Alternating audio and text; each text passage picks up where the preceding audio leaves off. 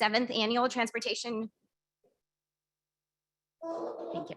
To the Transportation Security Administration Symposium. It's been run for the last 3 years by the ASU DHS Center of Excellence, Center for Accelerating Operational Efficiency. I'm Nadya Bliss, and I'm honored to open this event. I'm the Executive Director of the Interdisciplinary Research and Programming Organization at Arizona State University, called the Global Security Initiative. We're a college-level unit under ASU's Knowledge Enterprise, and we work to advance mission-focused research, predominantly working with agencies like Department of Defense and Department of Homeland Security. The organizer of this event, the Center for Accelerating Operational Efficiency, is the DHS Center of Excellence that sits within GSI, my organization that I run. First, I really would like to thank the organizers and sponsors of this event, the Transportation Security Administration, of course, the Center for Accelerating Operational Efficiency, which is led by Professor Romanosky, who is online, unfortunately couldn't be here with us today in person. And it is supported by absolutely amazing and awesome staff, many of whom are here today. So thank you so much to everyone. Also the Homeland Security Operational Analysis Center, and then ASU Center for Trusted Foundations, which is led by Professor Adam Dupay, which is another Global Security Initiative Center. In addition to kicking off the symposium, I'm here to welcome you on behalf of the university as a whole. At ASU, youth-inspired research and contributing to efforts to address grand societal challenges are core components of our culture. In fact, both are explicitly outlined in our charter. That is why we're so grateful to be involved in this important event, and also really excited to host this here in our ASU's Barrett and O'Connor Washington Center. The theme of this year's symposium is understanding risk in the cybersecurity landscape. I'm also personally invested in this year's theme. I'm a computer scientist by training, so we're the people that cause all the problems, basically. And I've worked in mission-focused research, predominantly in the national and homeland security space for the last 2 decades. Prior to my role at ASU, I spent a decade at MIT Lincoln Laboratory, federally funded research and development center of the Department of Defense. And I'm engaged in a number of national service committees, specifically Computing Community Consortium and DARPA Information Science and Technology Study Group.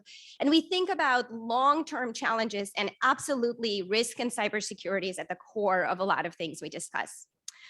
So first, the topic could not be more important. DHS Strategic Plan notes cyberspace has become the most active threat domain in the world and most dynamic threat to the homeland. Our transportation infrastructure, which includes not only our highways and airports and trains, but our pipelines, our ports, and other vital entities can in some cases be an inviting target. It's important to recognize that security is a moving target that is constantly shifting and evolving. As technology has become more democratized over the last few decades, the scale and complexity of the attack surface has expanded in parallel with our interconnectivity and our reliance on the technology. The Center for Strategic and International Studies has tracked what they call significant cyber incidents since 2006. They include their running list of cyber attacks on government agency, defense, and high-tech companies, or economic crimes with losses of more than $1 million. So these numbers sound low, but think of this as these are the major cyber incidents. So in 2006, the first year they started tracking, there were 5 of those. In 2010, there were 22. In 2021, there were 122. This trend will only continue as connectivity continues to scale. And while this connectivity provides convenience, it also creates this very complex attack surface. I also believe that this symposium and its ability to bring together leaders from all components of transportation security ecosystem can have a genuine impact on how we will address the cybersecurity challenges today and tomorrow. This sort of convening is vital to making progress on the challenges. I think this ability to bring together researchers and practitioners and stakeholders has fundamental to transform the landscape. Today we focus on 2 topics at the symposium. What does risk-based cybersecurity mean for cybersecurity, and cybersecurity at the intersection of critical infrastructure and transportation security? And tomorrow the discussion will center around truths and myths of cybersecurity. We have an incredible lineup of speakers and panels, including TSA Administrator David Pekoske coming up. So I won't take any more of your time. I'll just wrap up by saying thank you for taking the time to participate. I know everybody is incredibly busy. I really appreciate everyone being here and engaging. So with that, I'd like to introduce our next speaker, Mr. Keith Goll of the Transportation Security Administration. He has been with TSA more than 16 years since its inception. He is the acting assistant administrator and the deputy assistant administrator for requirements and capabilities. He has expertise in transportation security policy and operational procedures. He leads TSA's Innovation Task Force and air cargo and surface technology test beds. Mr. Goll develops roadmaps to ensure strategic alignment and integration of mission activities across the Transportation Security Administration. He has also had various leadership roles in former Office of Security Capabilities, offering tech deployment, overseeing tech deployment, testing and evaluation, and lifecycle support. With that, Mr. Goll, thank you so much.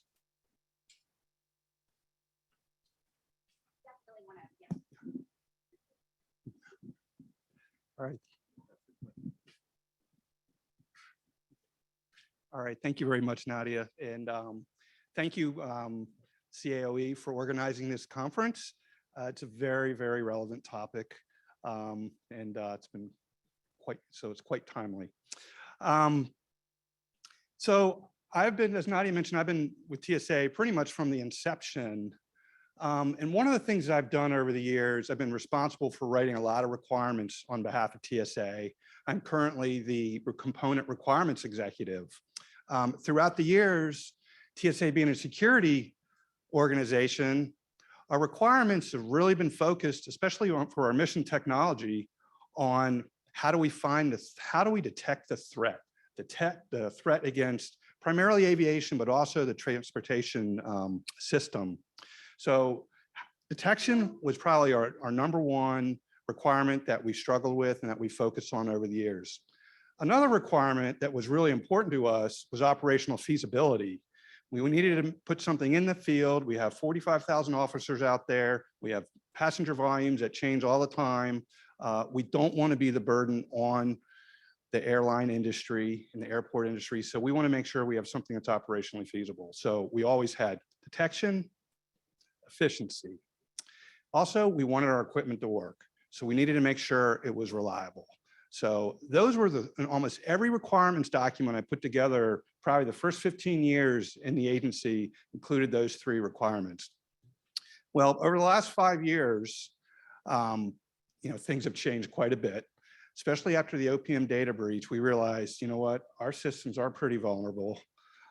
So cybersecurity has become equally, if not more important than those other requirements, because we cannot have secure systems without very strong cybersecurity requirements.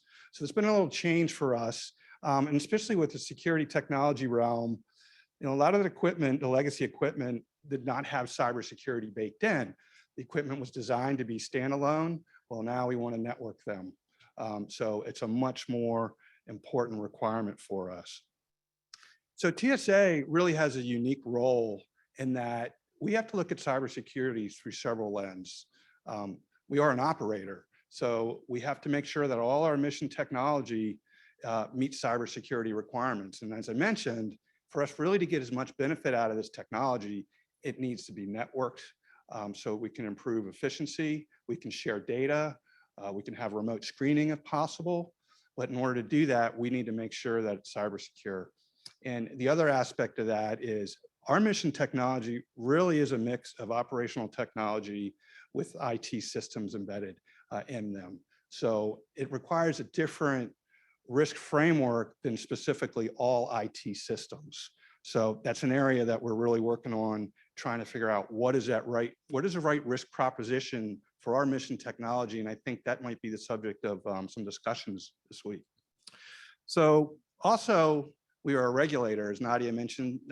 We work closely with the transportation ecosystem and making sure that we share the information with our transportation partners so they really understand what the potential cyber threat is against them. We spend a lot of time with intelligence briefings, bringing them in, really informing them, and information sharing is probably the backbone of a lot of, or the basis of a lot of our initiatives. And so the collaboration with them is also vital as we develop our policies and regulations around cybersecurity.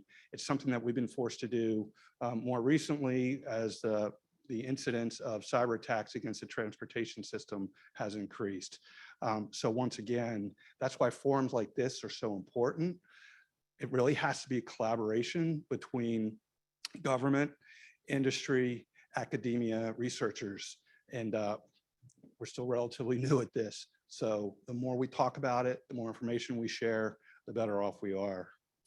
So cybersecurity is a risk proposition, and that's what we're going to be talking about over the next few days. So very much looking forward to the conversations.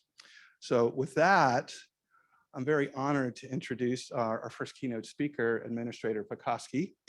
The administrator, he's been with TSA for almost 5 years fully now.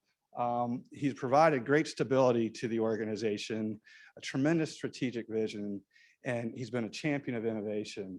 So I'm very excited, and I'm sure many others are very excited that he was asked to serve a second term.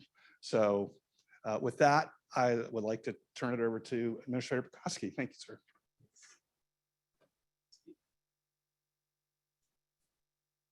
Well, good day, everyone. It's great to be here. And Keith, I appreciate that very kind introduction. And Keith is one of our superstars in TSA. We have a number of others here in the audience today, and we'll be speaking over the course of the next couple of days.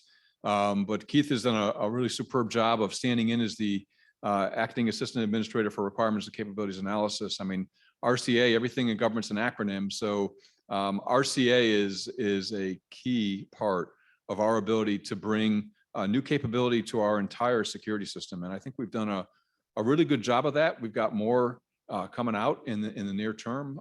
You just saw digital identity being rolled out first by Apple and then today by American Airlines and their digital identity. So there's a lot of great things that we're doing with respect to innovation, all of them improve our security effectiveness, improve the efficiency of our security, and very apropos to this group when you talk about accelerating efficiency overall. Let me also thank Arizona State University as the head of and the convener of this Center of Excellence, and the Department Science and Technology Directorate. DHS-S&T has been a great partner of TSA's since my tenure as the administrator began about 5 years ago. And these centers of excellence are really, really important to us because we are trying to stay as close to the bleeding edge of thoughts and practice as we possibly can. And one of the things to keep in mind with TSA is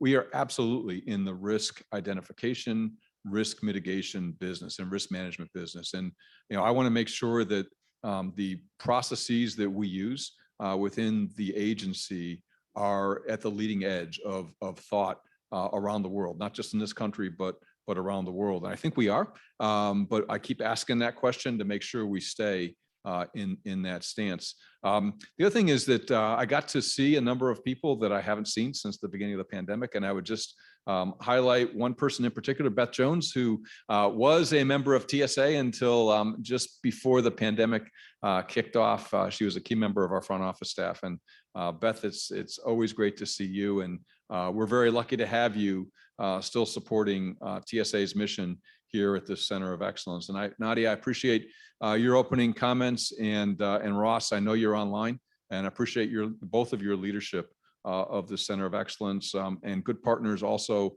with RAND Corporation. So what I'd like to talk about is cybersecurity as it pertains to TSA right now in 2022. And this has probably been the most active area of security improvements within the agency over the past 12 plus months. And we put a significant amount of effort into this. We brought on more staff, and I'm happy to say that bringing on more staff was really not as hard as we thought it was going to be. I mean, there are a lot of people that fortunately want to work in government, want to work on the new things that government is doing with respect to cybersecurity. And we do have a cybersecurity talent management system now in the Department of Homeland Security that allows people to come into government, provide great service in government, establish relationships, develop knowledge, and then go back into the private sector, and then come back into government again. And we found that that's an incredibly useful program for us and really enabled us to bring on capability relatively quickly. In talking about cyber, I'd like to focus kind of on two dimensions of it, two very obvious dimensions. One is internal cybersecurity, internal to TSA. And the second is our external cybersecurity. Keith touched on it quite a bit, is our role as not just a regulator, but our role as a key government partner to the transportation sector in this country. On the internal side, our premise, and across the federal government at this point in time, the premise is the federal government, the executive branch in particular, needs to be a leader in cybersecurity and needs to practice what we preach and demonstrate that we're going to subject ourselves to the same very stringent cybersecurity requirements that we're asking our industry partners to abide by. And so the president issued an executive order not too long ago that required the implementation of zero trust principles within federal agencies. And we are very aggressively pursuing that because, as Keith talked about, and no surprise to anybody either in this room or on this Zoom, everything we do is more and more connected each and every day. We really want to get to the point where, for example, if we want to push a software update to all of our X-ray technology in every single screening checkpoint across the country, we can do that at the push of a button. We can't do that now. We have a very cyber secure way of doing it now that happens to be incredibly inefficient and affects our operational performance because, being able to almost instantaneously improve your detection capability for certain things that you're concerned about, certain things that the intelligence would indicate to you that you need to pay more attention to, is a capability that we want to develop. So zero trust is foundational to all of this. The other part that we're continuing to focus on a lot is developing more of an open architecture stance within TSA. As we buy transportation security equipment, for example, as we buy new X-ray systems, as we buy new on-person detection systems, we're going to require in our contracting process that they be developed with open architecture as a foundation. The reason for that is because we want to be able to be as agile as we possibly can. I mean, the foundation of TSA, 20 years old, and I think over the past 20 years has demonstrated that it has been an agile security agency because our threat absolutely demands that.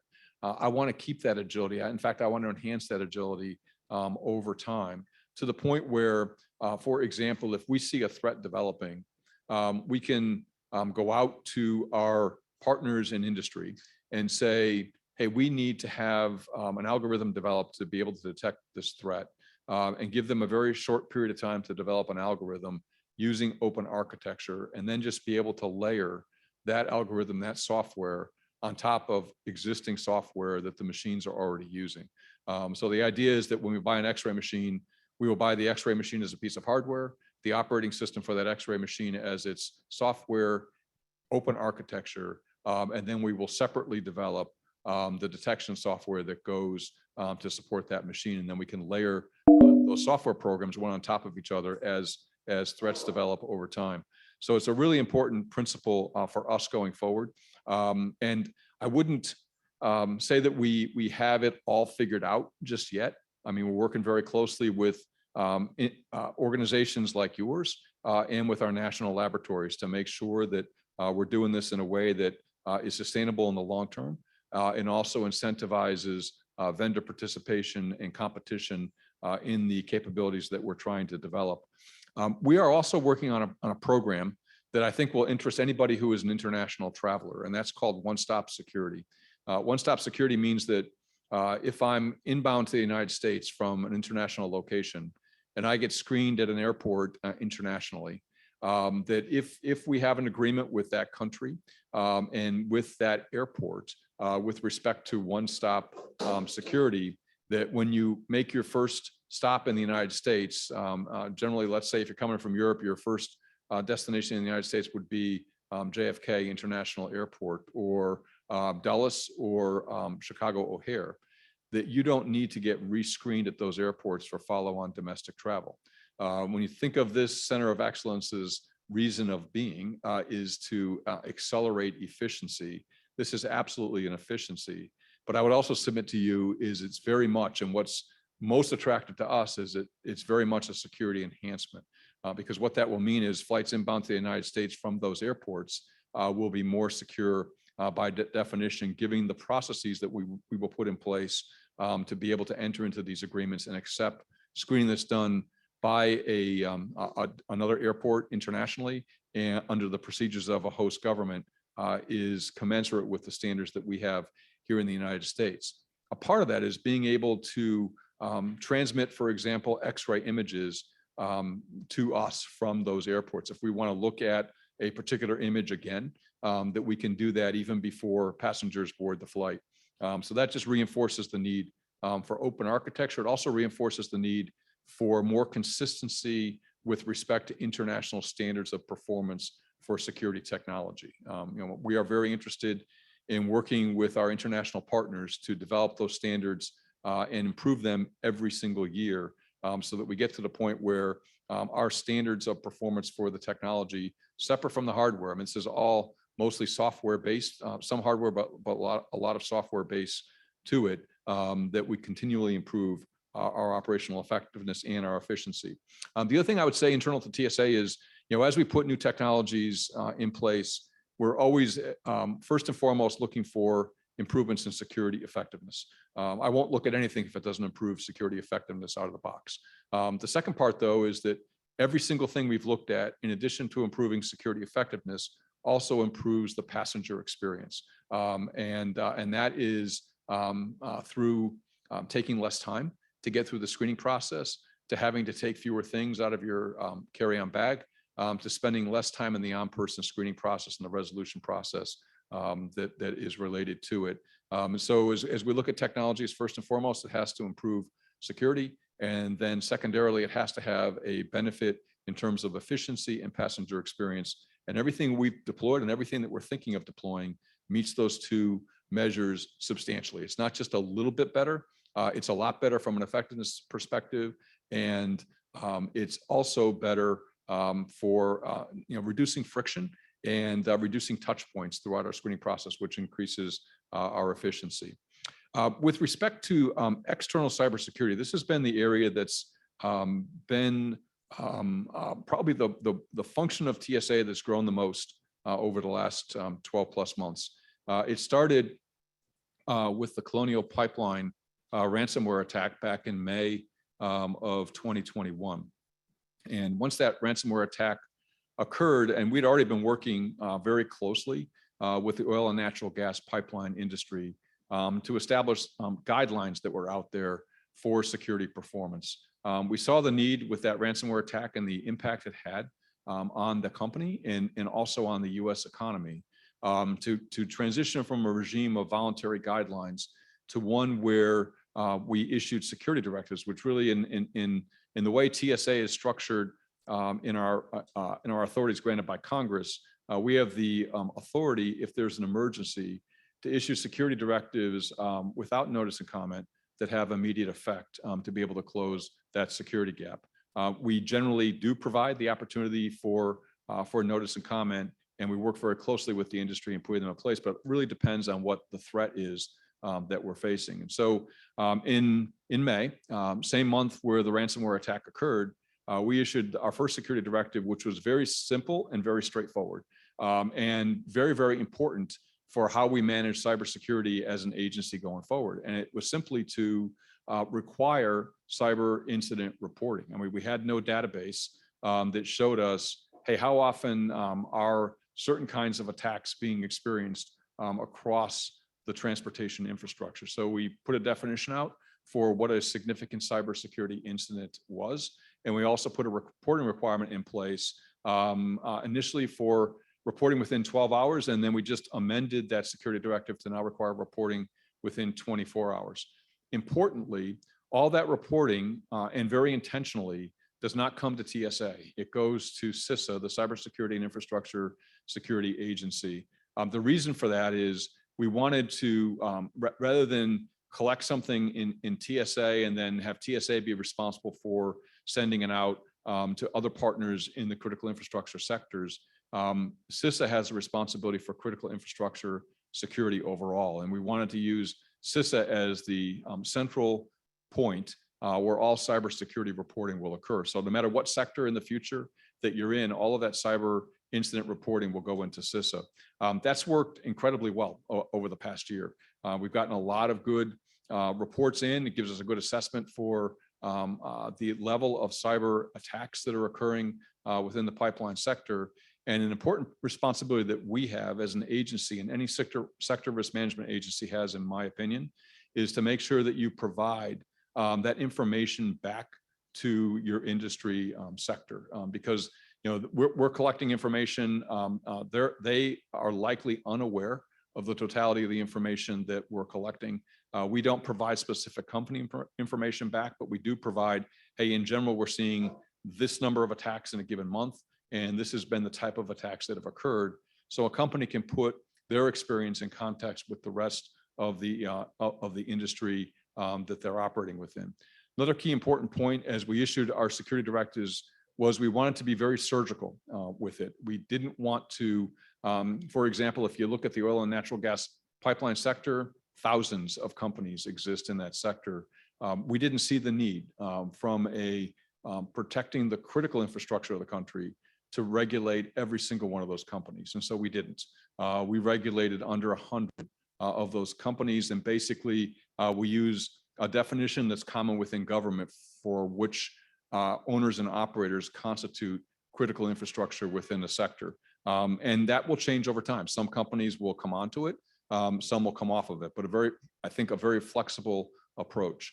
The second thing we did was in July. So ransomware attack in May, issued a security directive in May, followed up with a second security directive in July that had specific measures that we required the oil and natural gas pipeline companies that were critical, those under 100, to implement over the course of several months. And I would say at the outset that those specific measures were difficult for the industry to map, because every company has a different way of doing business, has a different structure in place, has a different architecture to their IT systems. What we've learned over the course of the past year with the help of the oil and natural gas companies that were subjected to the security directive and their associations that were very, very helpful to us in this regard is to basically transition from a very specific one-size-fits-all set of measures across those 100 or so companies to an outcome-focused basis. And so we will issue probably in the next 2 or 3 weeks a revision to that original security directive issued in July of last year that transitions from very specific measures to performance-based outcomes. And then the way it will work is the companies will look at the performance-based outcomes. They already know what they are. We've worked and obtained a lot of good information from them in the development of this new security directive. It's out to them now for formal comment, but they will be able to look at the performance-based outcome that we've put in place and come back within a certain number of days with an implementation plan that basically says, hey, I see your performance-based outcome. Here are the specific things that we are going to be doing in this company to be able to achieve that outcome. And then here is the regime that we will put in place to be able to measure and establish that we are achieving that outcome over time. So it provides a lot more flexibility. It is no longer one size fits all. And it allows us to, without changing the security directive, to continue to look at new methods that might allow an owner operator to achieve those performance-based outcomes. On the other end of that equation, so when you issue a regulation, there's also a compliance process that goes with that regulation once the due dates have been met. And what we've had in TSA for a good number of years is we have now outcome-focused compliance. And so when we look at compliance, we don't necessarily resort to fines only for non-compliance. We look at other ways to incentivize investment in capability by the owners and operators of these systems to close the security gap that we see to be able to achieve the security outcomes, the performance-based outcomes that we think are really important. The other sector that we've now issued security directives to is the rail sector. So this is freight rail, passenger rail, and rail transit. Again, not every single owner and operator in that sector has been covered by our security directives, just the ones that are most critical to that sector. They do not currently have all the measures that the pipeline sector has based on assessment of the intelligence and the threats. But they do have the requirement to report incidences, to establish a cyber point of contact for us available 7x24, to do a vulnerability assessment and to develop contingency plans. And so we have the rail sector covered by those requirements plus the specific measures. The pipeline sector, the rail sector now covered by what I just mentioned. And then we've also put changes to security programs in place for air carriers and for airports to do some of the very same things that we require of the rail sector. We will continue to evaluate what our security directives require over the course of time. And generally for us, with our security directives, they're generally issued for 1 year, but we will always reissue them if the threat and the emergency still exists, as it did and as it does for oil and natural gas pipelines. So as I said just a few minutes ago, we will reissue that second security directive, but we will change it from very specific directed measures to performance-based outcomes. The other thing that we've done across the transportation sector is issued, in addition to security directives, information circulars. And information circulars are just notifications to the industry of best practices and recommended practices that we think are prudent given the threat that we're facing. And those cover or will cover pretty much the rest of the transportation sector overall. One kind of nuance to the whole process is that on the surface transportation security side, so pipelines, rail, buses, the rest of the transportation surface network, when we issue security directives, we have to follow those up with a full notice and comment rulemaking process, and we will begin that process this year for pipelines, and then next year for the rail systems. Another important aspect of what we've done, in addition to only identifying the critical owners and operators, is we thought it was very important for the federal government to act as close to one entity as we possibly could. And so we have very, very carefully coordinated everything we've done, as I said before, with CISA, but also with respect to pipelines with PHMSA, the Pipeline and Hazardous Materials Safety Agency, and the Department of Transportation, with the Federal Railroad Administration, with the Federal Aviation Administration, and then in the case of pipelines, with the Department of Energy. And we've also gone through a series of tabletop exercises where should an incident occur that starts to affect the sector of the transportation infrastructure substantially, that we will coordinate amongst the federal agencies so that a company, an owner-operator, doesn't have 5 or 6 different federal agencies calling at the same time, asking for similar information. We want to be able to coordinate that as much as we possibly can.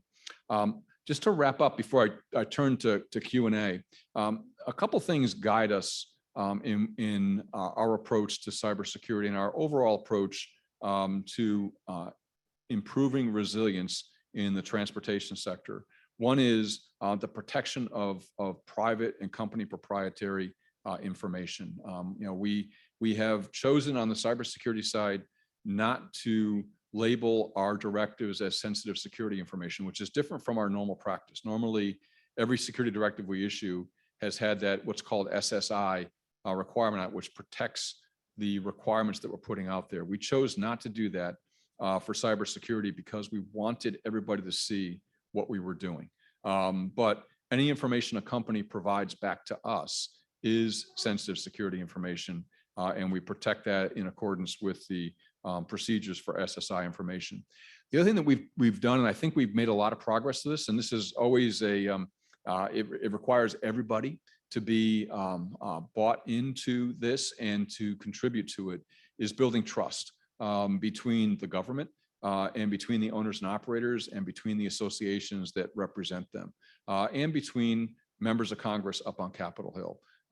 We spend a lot of time building relationships. The relationships have changed when you go from an agency that provides guidelines to an agency that now regulates. That relationship changes to a degree. And it's very important to us that we have trusting relationships with all the stakeholders in the transportation sector. So privacy, trust, strong communications. In my experience, even things that you might term as insignificant, because you work in the world all the time. I mean, we work in the security world in TSA. Obviously, it's our middle name. We work in security all the time. Sometimes some things that we might assume that everybody knows, that's not necessarily a good assumption. So we want to make sure that we have very, very robust communications. And the important part is that I really want all the stakeholders in the transportation sector to feel like they can tell me things that they expect that I don't want to hear. Because that means that they trust that I'm going to react in a way that's positive to it, and that I'm going to have the information that is needed to make smart decisions. So privacy, trust, communications, and the last, as I talked about, coordination within the executive branch, and then certainly coordination within TSA, the many parts of TSA that touch cybersecurity. Finally, we have put out on our public-facing webpage, and we've done this now for 4+ years, is the TSA strategy is publicly posted on our public webpage.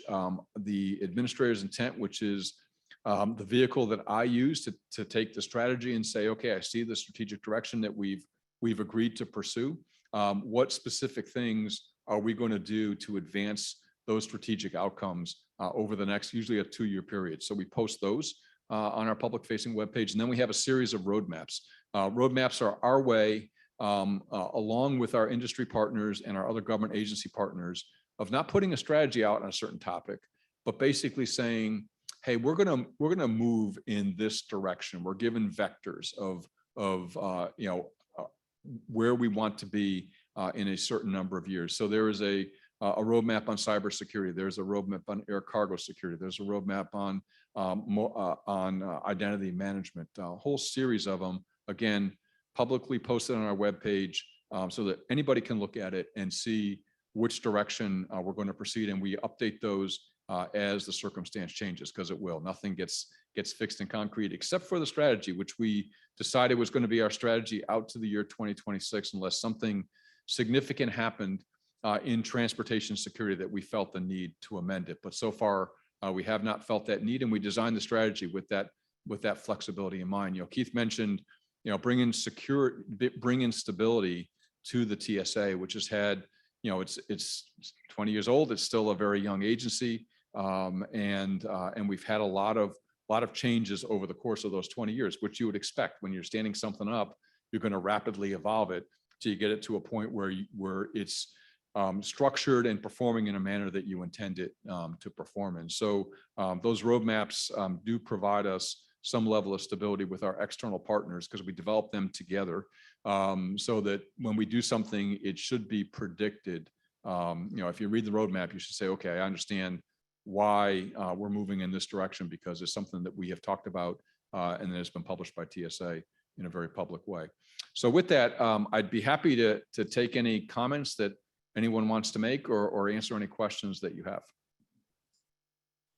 Oh, sure. I can ask the first question. Thank you so much, Administrator Pekoske, for joining us. And just for the online audience, the Q&A is open, so if you have questions, but could you maybe talk a little bit about sort of the trade-off between capabilities and security, and where you might see that intersection? Yeah, the trade-off between capabilities and security. One of the things that you all know, and that we deal with literally every single day, is you're never going to bring risk to zero. You're going to try to, one, make sure you identify all the risks that are out there, understand fully where there are going to be changes to that risk profile by looking at threats that are emerging that are not yet present within the system that you're responsible for. And then trying to develop capabilities or modify existing capabilities to buy down the highest risk that you can. And we go through that process it's a very standardized and repeatable process that we look at literally every quarter at my level is that, hey, here's the risk that the agency sees in the transportation sector. Here's the capability that we have to address that risk. Here's the vulnerabilities. Amongst the vulnerabilities, here are the ones that are most significant. And then here's our plan to buy down that risk over time. As we bring capabilities in place, for example, all of our X-ray technology in our screening checkpoints is going to transition to computed tomography technology, much better than the technology we currently have. We're about, I would say, a third of the way through that process already. But we chose that technology because we knew that that technology would probably be able to endure for a good number of years, and we would just modify software to improve detectability, lower false alarm rates, and things of that nature. So we constantly assess it. The other thing that we do that I think is a real strength of our system is we have a double-blind red team testing process. And so we test our own system in a manner in which the testers don't know exactly what they're testing for, and the people being tested do not know they're being tested. And it gives us some very sometimes sobering results. But the important part is it identifies for us in our layered system of security. So no one layer controls all the security we provide, but we can identify within certain layers of our security where we have vulnerabilities that we might not have known about in the past, or the vulnerability might be at a different level than we had planned for. And that red team testing is really critical. With one-stop security, one of the reasons that why that's so important to us is that will part of the one-stop security regime is to have joint international red team testing of systems. So, for example, if we have a one-stop agreement with London Heathrow Airport and the the government of the United Kingdom, we will together do joint red team testing on each other's systems to be able to establish that, hey, we do have security commensurability. And that's really important to just drill on for just a second. Is one of the things that we did with One Stop is we did not say that the procedures had to be exactly the same. What we said is we have to achieve commensurate security outcomes because laws are different in different countries, culture is different in different countries. I think that if we can demonstrate that we're achieving the security outcome at an equivalent level, that ought to be what we target for, because there are some things that some of our partners do that might be superior to things that we do. We just need to be able to see that comparison and be able to make a judgment as to whether or not we want to change our process or whether our international partner wants to change their process. But the whole idea is security outcomes, and be able to red team test it is really important. And that helps us and helps Keith identify whenever we get our red team results, we can look at it and say, okay, here's a capability that we really need to put in place. And the red team results will also give us a sense of how urgent it is to put that patch in place. Oh, thank you so much. Do we have any in-person questions? Just going to give you a mic. Yeah. Thank you for your briefing today, Administrator. You've mentioned collaboration with other government agencies on, for instance, the information you're looking to receive from partners and industry. Can we read anything into that about your view of following similar compliance standard regimes as other agencies do, or are you more perhaps looking towards specific TSA standards that differ somewhat from those other? Yeah, no, thank you very much. Our goal is to have more similar standards, if not exactly the same, with our key partners. And we put a lot of effort to that over the last year plus. And particularly as we look at, we have our standards of equipment performance here. European Union has a set of standards as well. We'd like to bring those closer together if we can, and we've already started that process with a lot of vigor to it. And when you think about it, when I look at the the transportation security equipment providers that provide equipment and capability to not just the United States, but a lot of countries around the world. To the extent we can zero in on a common standard, it allows more focus on their research and development efforts. And I think more competition overall, which is net, I think better for all of us. Thanks.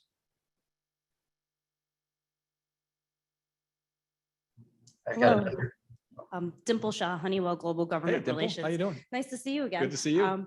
Just wanted to talk a little bit on the heels of that question with regard to consistency and standards. You know, you've talked about cyber incident reporting, which is something that is critical for national security and critical for all of us to address threats that we see on a general basis.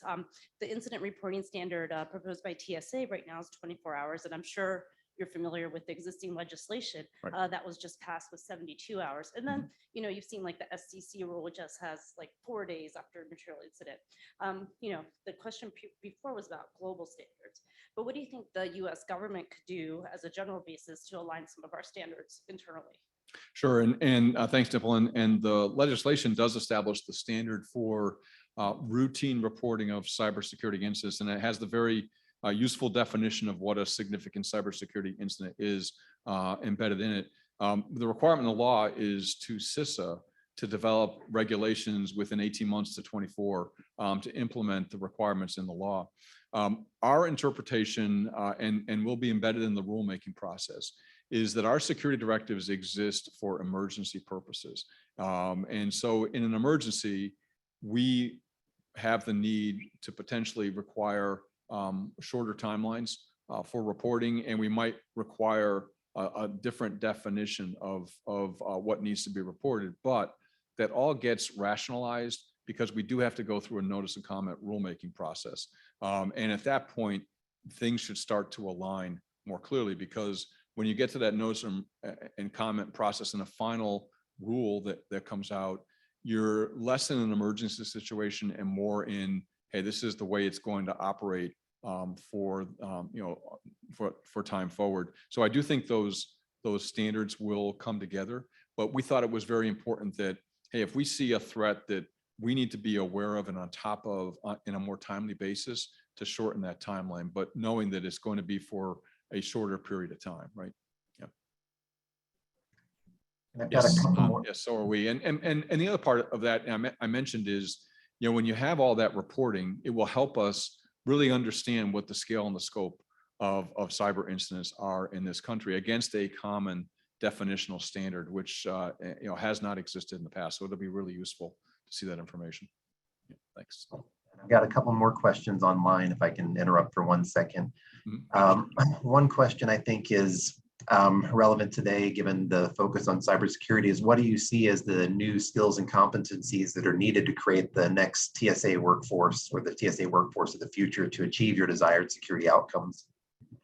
Yeah, a great question. Certainly STEM education is going to be huge in that, and there's a lot of effort being made in that regard. The other thing is I would kind of go on the softer side, if you will. We are moving more towards a system, and actually TSA, in fairness, has approached it this way for the entire 20 years of our existence. Is we've always believed that it's very important to partner with the private sector and other public sector organizations that operate in the same space that we do. What that means is that we can collaborate, and so the ability to listen to other people's perspectives, to understand what they're saying, and to try to find a way to achieve the objectives that we know we need to achieve from a security perspective in a more flexible manner, I think is really important. And so the ability to communicate well, the ability to establish relationships that are productive relationships, and also the ability to understand roles. The government, and I'll use TSA as the example. TSA has a responsibility for transportation security, and we don't forget that ever. And so while we collect a lot of information, and there's a lot of back and forth discussions as to what makes the most sense for a way forward, that doesn't mean that everything that we do ends up being a compromise or a vote. At the end of the day, we're the ones responsible for ensuring the transportation system is secure. And so we really want people that can walk that forward and get the input, develop those trust relationships, but also have the ability to make the decisions that support the accomplishment of our mission. Well, thank you. And to follow on with that, obviously the Homeland Security enterprise is strongly considering a diverse, equitable, and inclusive workforce for the future. Given those, is TSA on target to meet the goals for diversity, equity, and inclusion that have been set forward? We have a process to definitely get us there, and thanks for asking that question, because we have established reporting directly to me a diversity, equity, and inclusion officer at the SES level in TSA, and I believe that we're the only agency in the federal government that has such a position. We've just made a job offer, and a job offer has been accepted, so we'll be filling that position literally within the next couple of weeks to a month. This is separate from civil rights and civil liberties. Civil rights, civil liberties looks at process and compliance, and I want a person on my team that looks at culture and development of culture going forward, with particular focus for TSA on inclusion. Because as I look at the TSA workforce, we have one of the most diverse workforces in the federal government at the entry level, but it loses that rich diversity, which is so important for our successful mission accomplishment as you go up the line within the agency. And part of this, we know for sure, based on our own studies and what others have observed about us, is that if we were more inclusive in our processes and had every single supervisor know and remind themselves every day and feel innately in their person that, hey, a key part of my mission today is to make sure that I look out for the people that work with me, and I help them develop their careers. I help them identify opportunities that might be the best application of their skills. And I give them a sense for what a successful career in TSA within the federal government, or in the case of, like we described with cyber, in cybersecurity, that could include a mix of working in private sector, working in non-federal government service, and working in federal government service. And so we really want to advance that forward. We also stood up an inclusion action committee back in 2020 that made some recommendations for things that we need to work on in TSA to become more inclusive and more diverse and more equitable and more accessible. And we've made good progress on the recommendations for that committee, and that committee will be now reporting directly to the DEI officer when that officer reports on board. So I think that's critically important. Other thing I'd add, I think very apropos for the United States and really around the world for big economies like ours is, hey, what does the nature of work look like going forward? We have intentionally provided a lot of flexibility to our workforce where we can. Obviously with our transportation security officers, federal air marshals, it's very hard, if not impossible, for them to do their job on a more flexible, i.e. remote basis. But with our staffs, that's very possible. And what we've seen is providing that flexibility has not only kept our mission performance where it needs to be, it's enhanced our mission performance. And I think over time, those organizations, public and private, that provide their employees flexibility where they can, are going to become employers of choice for talent in this country. And I want to make sure that we position TSA, particularly from a headquarters staff perspective, and our field staffs as, hey, if I want some more flexibility and I want to contribute to a very important mission of the United States and the United States government, this is a place where I can do it. And once I join, that I can advance a career within the agency, and I'm not going to be an island unto myself in doing that. I'm going to have a lot of support, and my entire leadership team is going to be incentivized to help me along the way. Thank you so Dave, much. Dave, can I ask Hmm. one question? In late April, the White House put out a national action plan on counter UAS. Mhm. And currently TSA does not have the legal authority to deploy counter UAS, but you're seeking it, right? Mhm. And that has both a kinetic problem as well as a cyber problem in terms of potentially disrupting communications. If that action plan gets enacted, do you see TSA operating counter UAS, or do you see airports, railroads, pipeline operators doing it under the TSA guidance / regulation? Yeah, I think it's a combination of all the above, and actually that national action plan does a number of great things, including having a national training plan, including having testing of technologies that are out there, and basically showing whether or not the technology meets the detection standards that are required to meet, and also doesn't have the interference issues with the FCC and with the FAA. For us, it's really important that we develop a concept of operations for counter UAS. Before we do that, we have to be able to detect, track, and identify UAS in airspace. And that's not just around airports. Anybody who operates critical infrastructure is going to have an interest in being able to detect, track, and identify before you can even counter.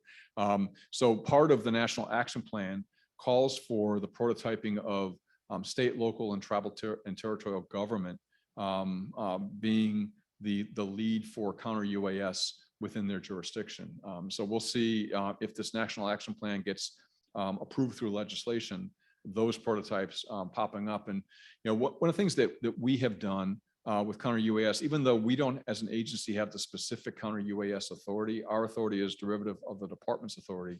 All those authorities expire in October. They need to be reauthorized for us to continue our work. Keith and his team have two great test beds, one at Miami International Airport, one at LAX, that really test that DTI capability. All that stops if we don't get reauthorized. So that reauthorization is critically important. But what we decided inside the executive branch a couple of years ago was that one agency needs to lead this effort, particularly around, particularly in airspace around our most critical, our top 30 airports in the country. And so the key agencies were the FBI, the FAA, or TSA. We all got together. We agreed that it would be TSA that would be the lead federal agency going forward. And that was approved by the National Security Council staff. So currently, we are the lead federal agency for counter UAS around the core 30 airports in the country.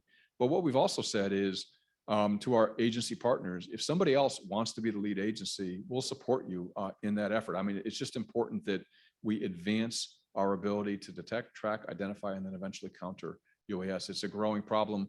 Our test beds have shown us that what we see in reporting from pilots is a small subset of the actual UAS activity around an airport. No surprise, because they're very hard to see. And if it's not in your flight path, you're likely not going to report it. But the difference is quite significant. So, we just need to continue this effort, and getting that reauthorization is, we've seen this problem for 20 plus years. I'd hate to see us, through a lack of an authorization, have to stop all the activity only to restart it again, hopefully, sometime later. Sorry.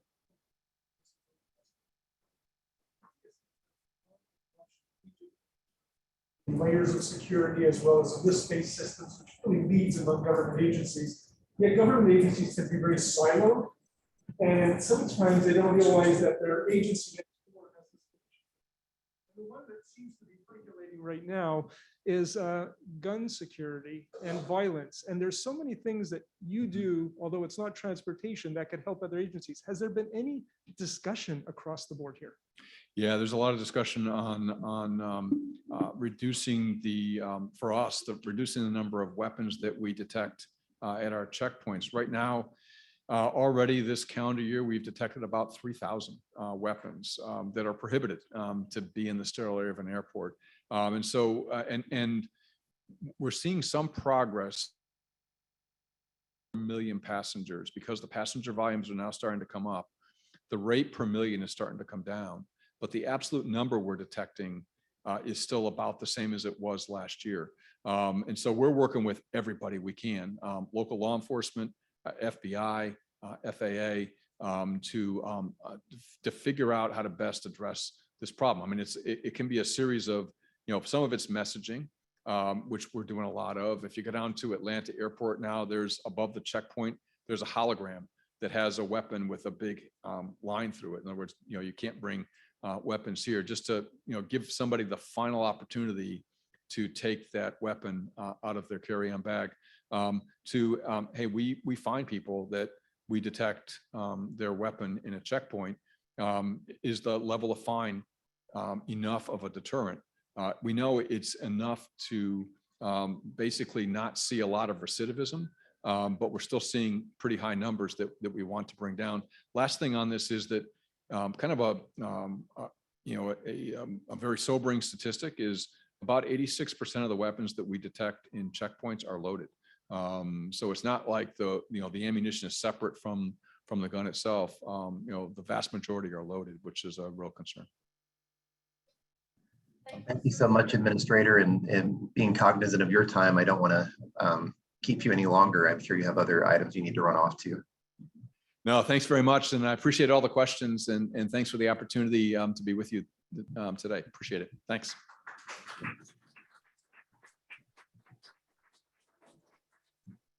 All right, and with that, we're going to move on to our first panel.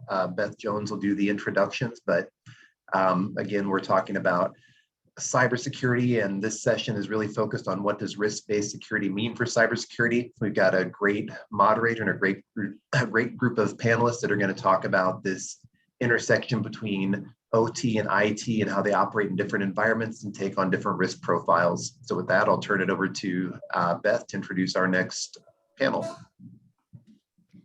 Thank you, Ross. Good afternoon. I'm Beth Jones, Managing Director for the CAOE. I want to add my warm welcome and thank you for joining us for panel one. We are fortunate to have the Honorable Chris Cummiskey as one of our CAOE strategic partners. He is a nationally recognized expert in cybersecurity, homeland security, government acquisition, and technology. And Chris is also a native of Arizona and a proud graduate of ASU. He served as an elected official in Arizona as both a state representative and a state senator, and was then appointed by the governor of Arizona to serve as the state CIO and director of the Government Information and Technology Agency, where he led oversight for all state IT and technology investments. But most of you will most likely recognize him from his time at DHS, where he served 5 years as acting undersecretary for management and chief acquisition officer. He is currently CEO of Cummiskey Strategic Solutions, is a senior fellow and adjunct faculty, Hume Center for National Security and Technology at Virginia Tech, and senior fellow, McCrary Institute for Cyber and Critical Infrastructure Security at Auburn University. Chris, we thank you for your continued support of the center, and we welcome you as distinguished moderator for our panel session, What Does Risk-Based Security Mean for Cybersecurity? Thank you, Chris.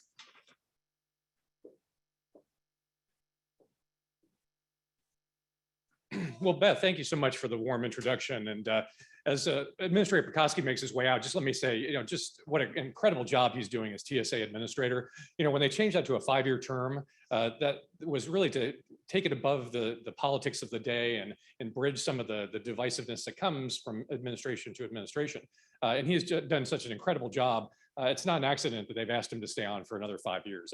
That sounds like a long block of time, but certainly he's worthy of it because of the incredible job that he's doing. So I just wanted to thank him for all his work. And also to Beth for the job that she's doing, both when she was in government and now outside of government, because one thing I know about Beth is that she finds a way to get things done.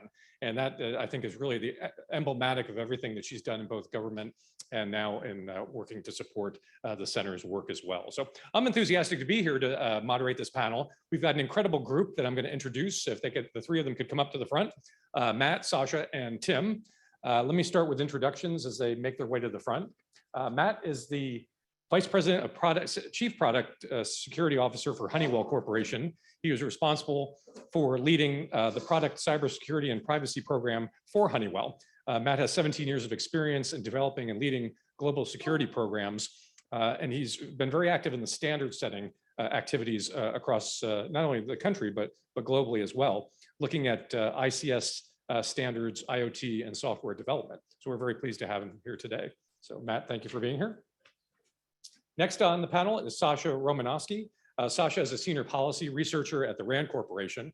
I have the privilege of working with the FFRDCs, and RAND does an incredible job. And Sasha, I know your research over there is instrumental in that.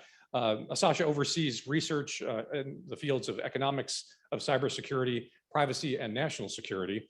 He's also been a research fellow in the Information Law Institute at New York University, and is a security professional that has over a decade of experience working on these issues. He also holds a PhD from Carnegie Mellon and a BS in electrical engineering from the University of Calgary in Canada. Sasha, welcome. Thank you for being here. And last but not least, our TSA representative. So we're very pleased to have with us Tim Weston. Tim serves as the Director of Strategy and Performance in the Strategy, Policy, and Coordination Office within the Administrator's Office at TSA, and is the lead cybersecurity policy coordinator for the component there at DHS. So I know he has a lot of interaction with CISA and the other components and coordinating those policies across the enterprise. Tim received his BS from Oklahoma State University. He's a lawyer by practice, has a JD from Oklahoma City University School of Law, and worked in the legal arm, OGC, I'm assuming, at TSA for a number of years. Have good experiences with our friends in OGC, so we appreciate all those efforts. And he has also has certificates and has worked in foreign relations and also from George Washington University School of Law here in town. So we're pleased to have Tim with us as well. So thank you to the panelists. I think you can see that this is a really high-powered group of folks that know their stuff. And so that's why I was so enthusiastic to moderate today's discussion, because we've seen in recent months that with whether it was solar winds or Colonial Pipeline, that these issues are finally starting to break through in the common psyche of the public. These are things that those of you in the room and watching virtually have been well aware of for many, many years. But this notion of risk assessment as it's applied to the physical infrastructure of our country is really starting to get much more traction, certainly at the White House, in the agencies, and on the Hill. And so one of the things we were going to discuss today was, what does that landscape look like as you look at risk across critical infrastructure sectors? And TSA, as this group knows better than most, has a instrumental and key role in the aviation security sector's coordination and promulgation of rules and things of that nature. And so I think many people were surprised because they think of TSA typically as an aviation entity and don't oftentimes see the surface transportation or the pipeline dimensions that fall under their jurisdiction. But certainly it does, and we're going to discuss those issues in the next hour. So first, let me go to Matt. Matt, there's a lot of talk about IT and OT and looking at the landscape and the challenges that are now being brought to the forefront as that environment starts to merge into one ecosystem of conversation. Let's talk a little bit about what you're seeing from Honeywell's perspective and that interface with the federal government and other levels of government. Well, I tell you, the expertise integration has been going on for a while. And, for my own, sort of been in this industry for a very long time, started in nuclear, worked in oil and gas space, worked plant side. And one of the things that seems to be the challenge is how do we get these communities to work more closely together and effectively make things more secure? And from my experience, sort of one of the things that's overlooked, and David brought this up earlier, which is really good linkage, is talks about the standpoint of collaboration, inclusiveness, and working together. And one of the challenges, I think, oftentimes OT organizations, the feeling is, hey, IT doesn't understand, the importance, the challenges and risks that come with safety and the operations of a plant. Because you make a bad decision and it has physical consequences, right? You could release methane into the air, or you could hurt someone. There's many bad things that can happen. And kind of the way I see this is that we need to change the mindset a bit. It's a lifestyle change in terms of really shifting the culture, as opposed to, you know, a point in time. It's a whole lifestyle change, I think, that has to happen between these communities. And when you hear those conversations about, oh, IT doesn't understand, well, it's a perfect opportunity to actually bring them along in that discussion, because where IT will bring the technology and new ideas, new security controls, you've got OT with the safety and operations experience, and they can work together more fully. I think that if I look to the future and what we have to do as industries, and whether you're talking pipeline or the critical infrastructure that makes up the aviation space, you're going to really have to do more around collaboration, that inclusivity, that work to seek to understand, and then drive trust at the lowest levels. We talk, in fact, David just talked about trust as well. This is true, but it's even more important when you take it down to the lowest. You have to take it to the lowest levels of the operations, where the people doing the work must trust each other, and that produces the best security solutions for plants, operations, and infrastructure across the board. And I think that, you know, to me, is one of the biggest takeaways, is that you have to live it. When I talk about, you know, cybersecurity as a team sport, I mean it. It really has to have that at the lowest level, drive that trust to create that type of integration between those communities, because that's going to be vital for the future that we're trying to get to. Yeah, that's really helpful. Matt, oftentimes you're on the receiving end, right? The government takes steps to, you know, obviously there was a lot of cry after Colonial Pipeline, and the response was, you know, reporting as part of that. And then, you know, the next step is, should we designate critical infrastructure in such a way that there should be a minimum level of standards that, you know, Congress is talking about right now for possible inclusion in the National Defense Authorization Act. So on your end of it at Honeywell, what do you see, you know, are the steps that you're taking to mitigate risk given this landscape that you're often on the receiving end of things? Well, you know, David's discussion was just like a perfect lead into this conversation, because really what we're driving is standardization, global standardization on cybersecurity. And one of the key areas and ways we do that is embracing standards like ISA IEC 62443, which is a cybersecurity standard for automation systems. Well, what is that? So essentially, you know, whether you're talking a power plant or a pipeline or an X-ray machine, they're all critical infrastructure. They're all industrial control systems. Frankly, most IoT devices are essentially control systems. And that standard is specifically designed to drive really high quality security into those types of systems. The beauty of this is that standard is readily available. It's been around for over 12 years. It's embraced globally by many companies: Yokogawa, Siemens, Rockwell, Schneider, Honeywell. And in fact, we have a community called ISA GCA, which stands for Global Cybersecurity Alliance, which I'm also one of the founding members of. And this community drives this as a standardization, not just for one industry or one critical infrastructure, but for all, because really these security principles are applicable to all. And so as a vendor, this gives you a whole new way to say, look, doesn't matter what part of critical infrastructure you're in, you can leverage these same standards. In fact, you know, what I would recommend is that, as you know, TSA and others really explore what their next steps are, looking at those standards. I'll give you a really simple, very precise example why this is different than anything else you probably have seen in the way of standards and regulations. Standards in particular is this standard has call outs for the owner operator, much like any other regulation does. But it has a whole new, it has whole sections that are devoted to the integrator and whole sections devoted to the vendor, us. So you actually can take this standard and apply it in different ways to the different parties.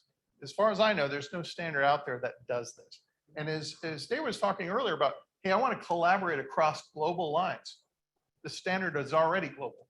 It already applies. It's very popular in Europe, very popular in Asia as well.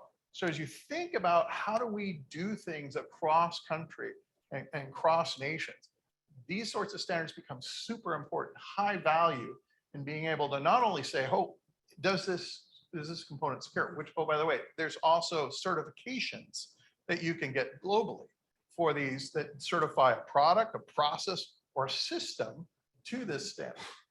And again, so there's a lot of really good experience and technology that's readily available standard-wise that can be applicable to this and immediately available. And the last place I'll just throw a line in on is education. Last year, 3,100 students were trained on this standard. And so you have a potential of a ready-made workforce that can be applied to some of this immediately. So I think there's just some real knock-on effect benefits of standardizing. And as vendors, we embrace standardization. We don't want, like most everyone else, don't want another set of regulations or another set of standards. This one already exists and it's robust. And we hope to see more of DHS and CISA really embracing it in the coming future. Make an interesting point about prioritization as well. It's with the national critical functions, there's 55 of those. CISA is trying to drill down into those and get a better sense of fidelity about what the true risk is, so they can prioritize resources against it. Sure. How does Honeywell, as a major private entity, go through that kind of a internal dialogue to get to the the highest risk and applying resources in those most important areas? Well, we have a broad and different ways of doing it, because again, we look at cybersecurity through multiple sets of lenses, all tied into one organization. So we have our product security organization, which I lead. We have our own infrastructure security. We have other aspects of security in terms of our physical security and things. And so really, and I think the way we think about it is we look at security in all of its shapes and forms. And we, much like most people, assess the risks that you have. You identify all the things that you have that are at risk, and then you prioritize that risk. More importantly, though, you then take that and overlay that against what are your other risks in your business, right? That's an important part of this process.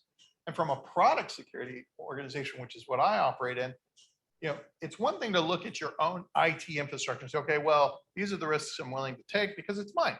It's my infrastructure, and I can say, what risks I want to take.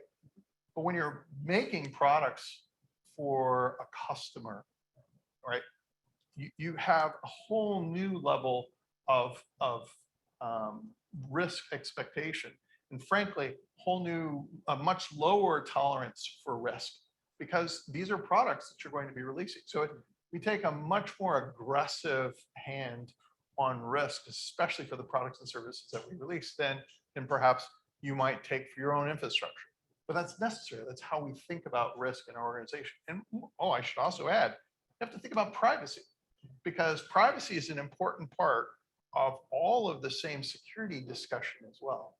And so all of that's sort of woven together into how we think about security and prioritize risk for our company. No, it's really helpful. Thank you. That business perspective, I think, is going to be essential to that partnership and collaboration that the administrator talks about. Sasha, you have a slightly different lens. You come at it from the research side of things. I know you've got some thoughts that you wanted to share with us, so I'll turn it over to you. Slides. Yep, that sounds good. You're very good at this, by the way. How do I?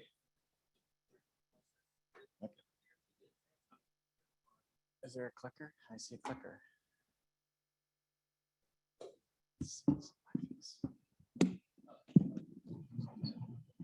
Oh yeah, there we go.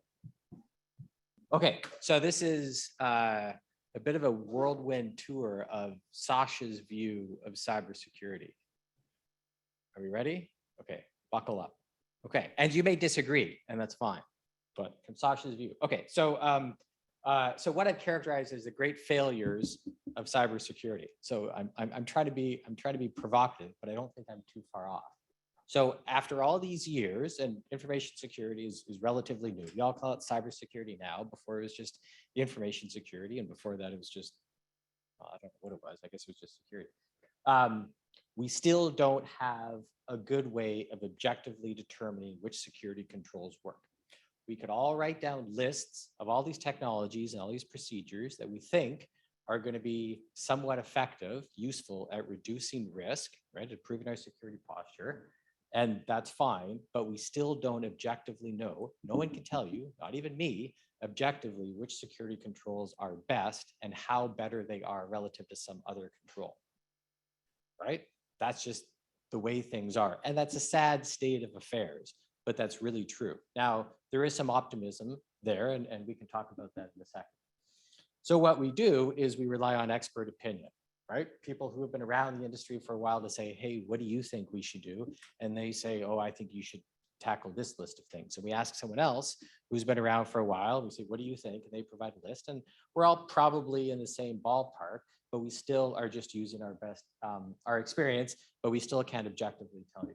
Okay, we don't know how much to spend on cybersecurity, right? It's not that kind of implementation, right? We have a budget and we spend our budget until it's gone. We don't know what else to do. Nobody in this room and nobody out there, I would argue, can tell you that for you, firm, here's the optimal level that you should spend. And that's an important word, is the optimal level. We can try and reduce our risk, improve our security as much as possible. We're of course never going to get to zero. The best we can do is optimize it, meaning that we have these other trade-offs, and we've spoken about that a bit before. A company has a portfolio of risks that it needs to manage at an enterprise level, and it's going to manage those. And cyber is just one of those. So again, what we do is we have our budget and we argue for this budget. We argue for more budget because we think we need more budget, and we just spend until that budget is exhausted. And that just seems to be the way things is. Is that reasonable? That's probably reasonable. If you have more money, spend more money. But we don't know when to stop is the point. Firewalls are good, encryption's good, two-factor authentication is good. It's all good. Should we do more? Probably. When do we stop? Well, I guess when the money runs out.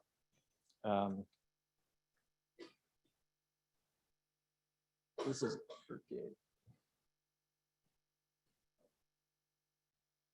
Wow. Ooh. Okay. So what we try and do to fill the measurement gap is to create and track metrics, right? We come up with all kinds of metrics. How many IP devices do we have in our network? How many vulnerabilities do they have? How many vulnerabilities have we patched in the past month or quarter? And we think those are sort of important and useful.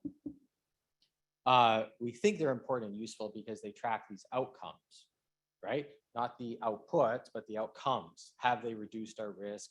Are we in a better position now than we were last year? But they don't really, right? What they track is how many IP devices do you know about? How many vulnerabilities have you patched? They're very poorly correlated with the outcomes that we really want to measure, which is risk, but we don't know any better. So this is the best we can do. And at the end of this, we still can't tell. I can't tell you for any organization if you are more secure now than you were last year.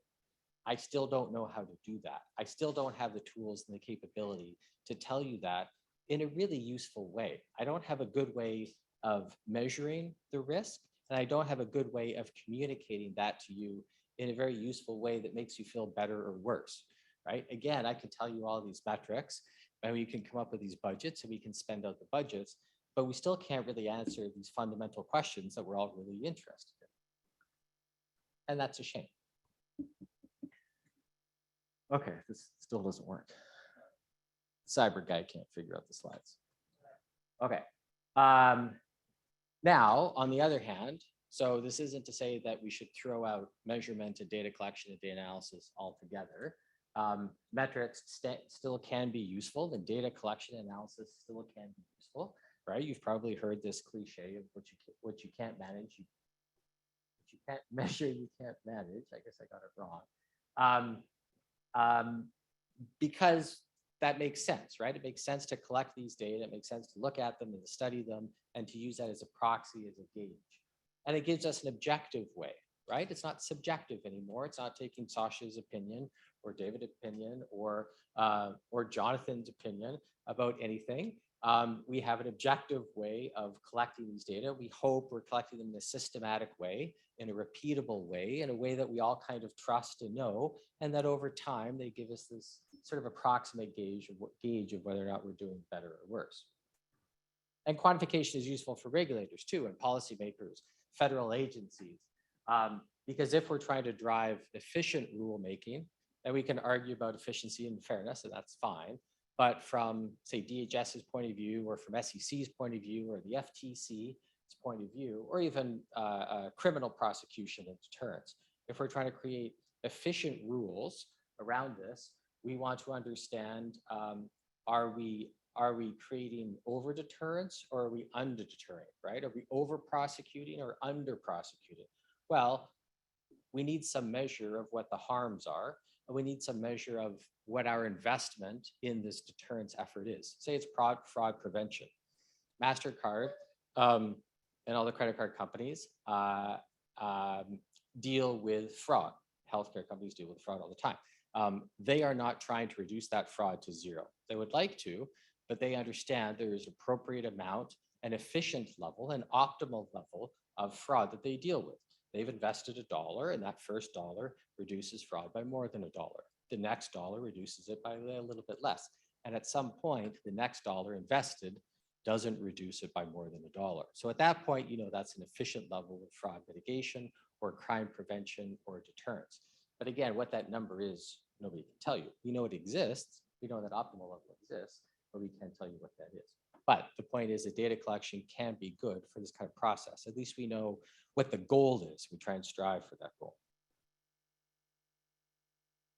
Okay, but there is a point that we all seem to be wired in a way that we love this data collection, right? We love the data. As soon as we can get more data, oh my God, this is great. Now we can start to analyze things. Now we can start to collect these metrics. Now we can start to create these objective measures. Now we can start to think about optimal levels of deterrence. There is an argument though that, look, maybe we're obsessing a little bit too much over these data. And this certainly comes up in the privacy space, that we start to measure harms. What we typically track are the harms that are quantifiable.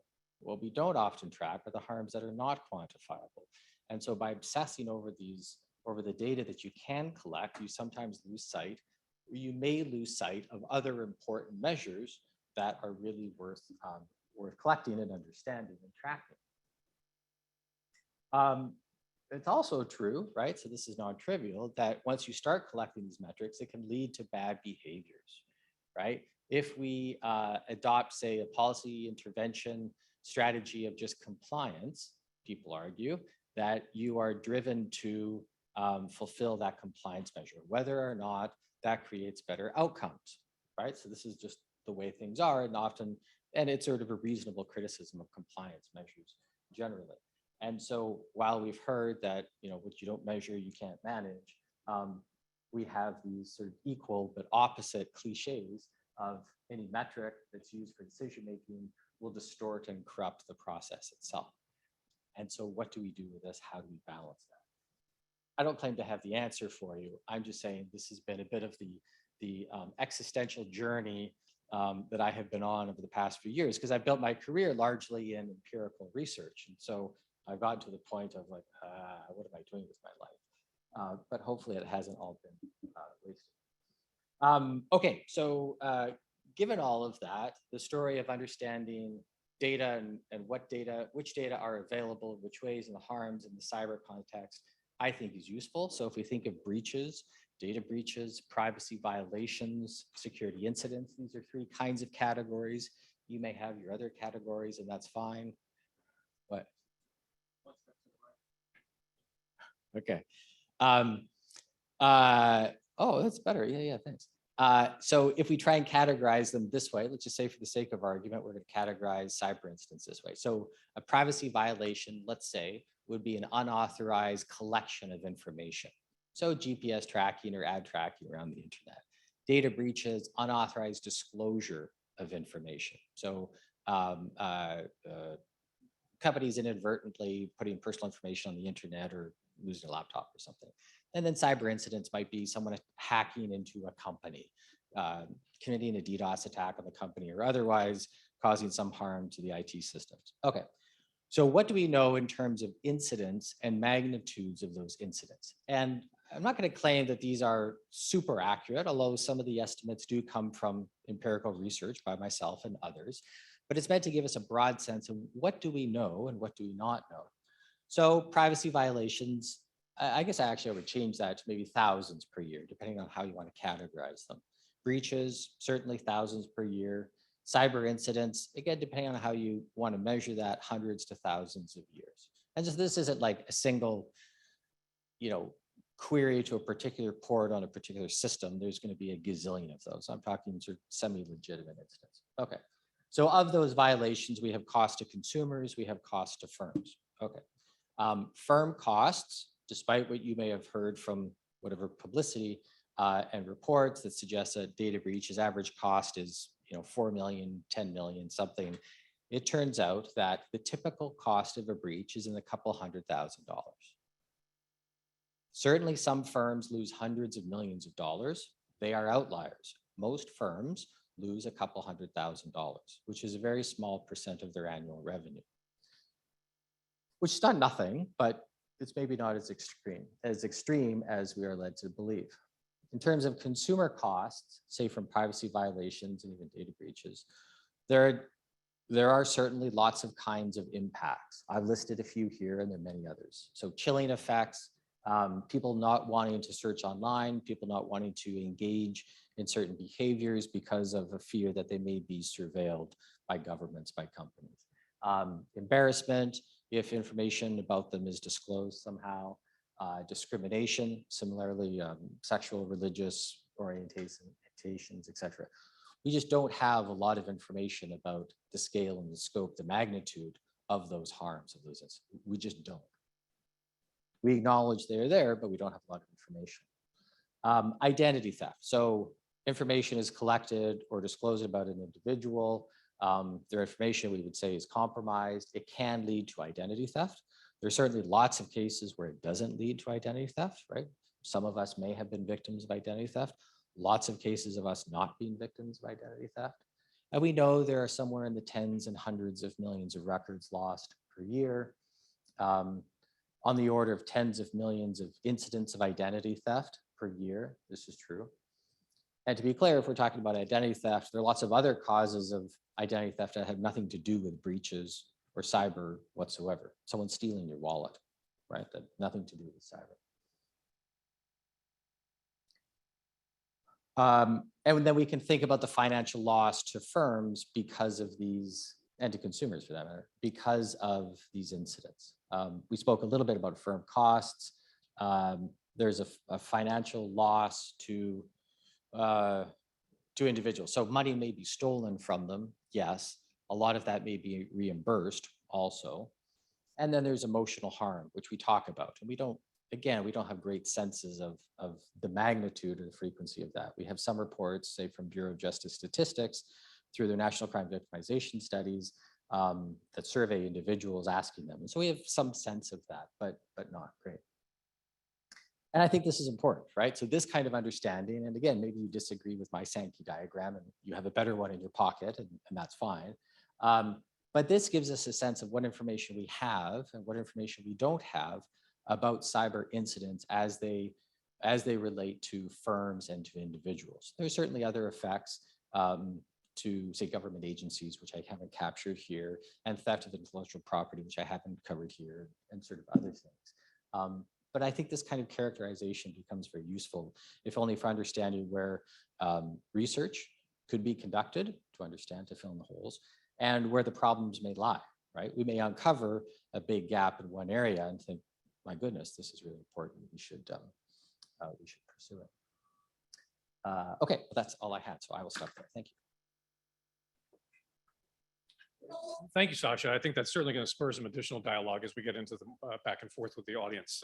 But first, Tim, the policy and coordination shop over at TSA obviously has a lot to do with the cyber policy, not only in the component, but I would imagine across the DHS enterprise. Your thoughts, please. Thank you, Chris. And I'm in the enviable position of having to follow Administrator Pekoske, who covered a large portion of the landscape as to where we are now. And I know we'll have some opportunity here to chat. And I definitely want to, follow on some of the comments that Matt made, as well as Sasha, because I think as you look at both of those, I'll say philosophies, if you will, that plays very heavily into the policy development. And as you heard Administrator Pekoske say, we want to have a very collaborative relationship with our stakeholders. And I think we do. The security directives, as he referenced, by their nature, were responsive to an emergency. You don't have the time necessarily for the full amount of collaboration or the full amount of engagement that you might have otherwise through a notice and comment rulemaking process. We will get there as we roll out the advanced notice proposed rulemaking later this year. We'll have those opportunities for that engagement. But in the absence of that, and where we were a year ago, a little over a year ago with the Colonial Pipeline incident, you have to act quickly, and that was where the environment we were in. The incident reporting portion of it, as the administrator said, that was very vital so that we could, again to Sasha's point just a moment ago, start collecting that data, start looking at, what are the types of ransomware incidents that are out there? What are the type of cybersecurity incidents that critical infrastructure are facing? Because we didn't have good data. We didn't have good handle on that information. We were in a policy regime of voluntary reporting, which was effective, I think, to an extent, but as you start to see the rise of ransomware gangs, ransomware as a service, and even nation states using forms of ransomware or malware as part of a foreign policy apparatus, you really were in an environment where we needed, as the US federal government, to start looking at, all right, what are the threats? What are our stakeholders being subjected to? And then how do we go about mitigating it? And that's where Security Directive number 2 really came into play. And the portion, so it was kind of ironic for me personally, for Security Directive number 2. We'd actually been working on Security Directive 2 for several months through an interagency process, in large part based on threat and risk that was out there to the oil and natural gas pipeline sector. Middle of the pandemic, sitting in large spaces, throwing dry erase markers back and forth to each other, my interagency colleagues, trying to come up with ways, with a policy to counter the threat reporting that we were seeing, and some specific threats to, again, the pipeline sector. And that's where the risk base really came in. All right, how do we go about doing this? Then you have Colonial happen, and you have a real world example, more or less, of the consequences if you don't have mandatory reporting, or you don't have some level of mitigations in place to start seeing societal impact. And that's really where TSA started to work very, very quickly with our interagency partners. Again, good credit to the fact that we'd been proactive. We were working on this problem months in advance, and we're in a position to, again, put out mitigation measures that were very basic. I mean, if you look at Security Directive 2, as the administrator said, it's now publicly available on our website, and you look at those mitigation measures from a policy perspective, really it's basic cyber hygiene.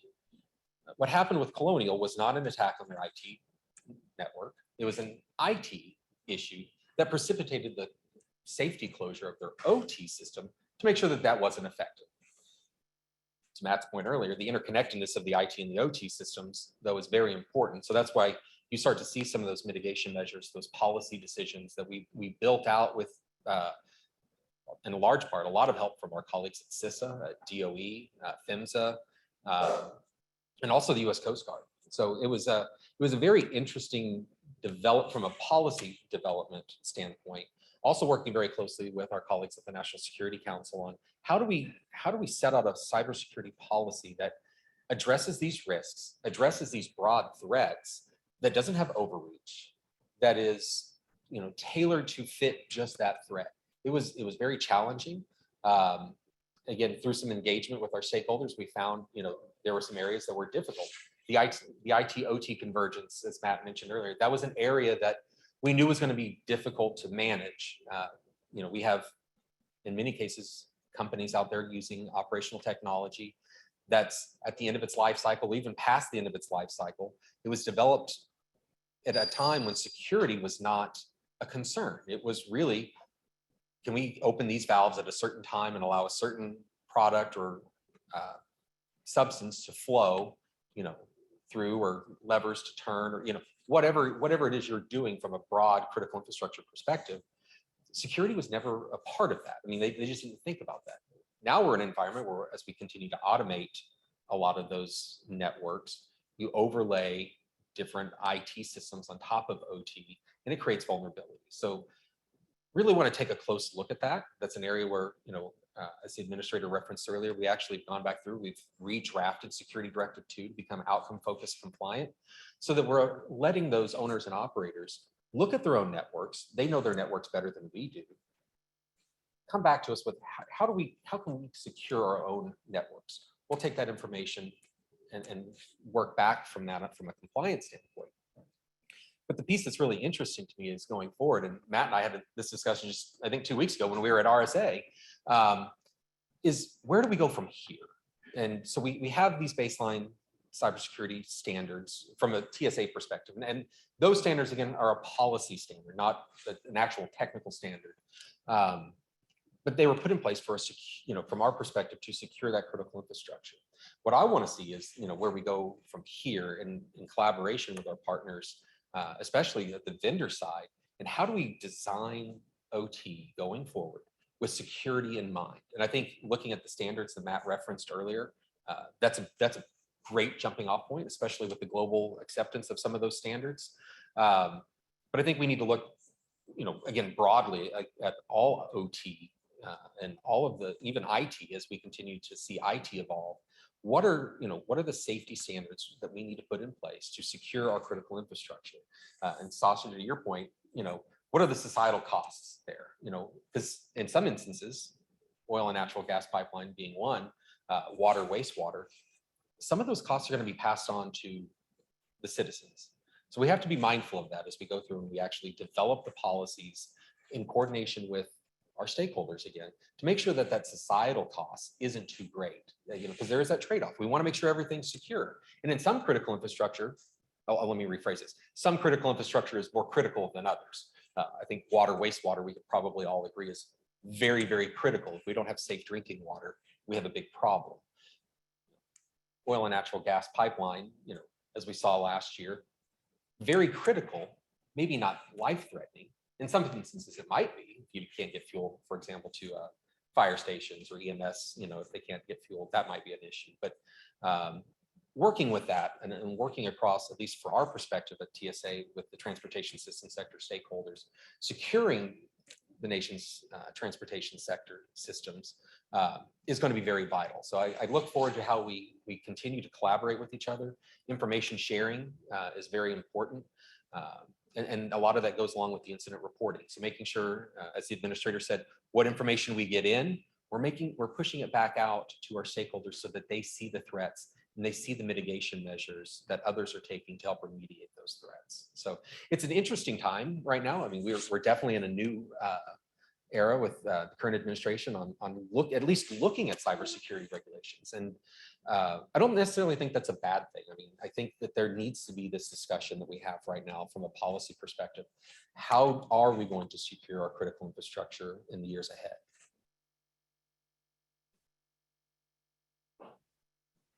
Excellent.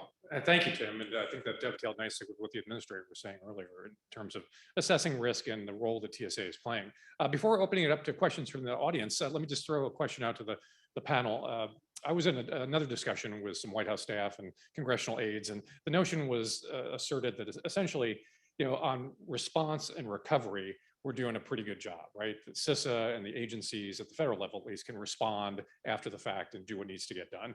But then on the protect and detect side of it, that we have a long way to go. And I think that there was the assertion was essentially that Congress needs to resource that in a way in the future that will help close that gap. So thoughts from you as to each of the panelists as to next steps here. What investments make the most sense going forward? Back to your point, Sasha, of measurement.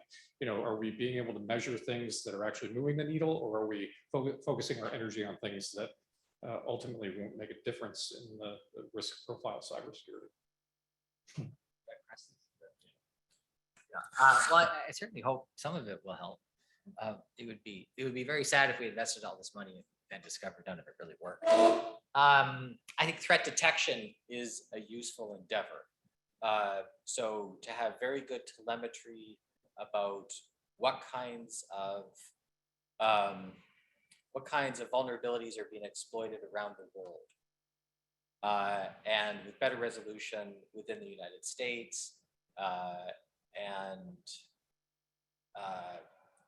if we can identify the targets of that better, of those attacks better, if we can identify the characteristics of the attacks, so more than just the particular vulnerability that's being exploited, but all the characteristics around that, I think that will help us identify and create better theories for attacker behavior, for motives, and understanding of which vulnerabilities and why they are exploiting those. And I think that because I think that's a big gap that we have currently. So there are lots of issues to face, I think, and to address. I think that is a particular one that is doable. I think that just takes better data collection that is within our capability. Thank you. Matt, what do you see?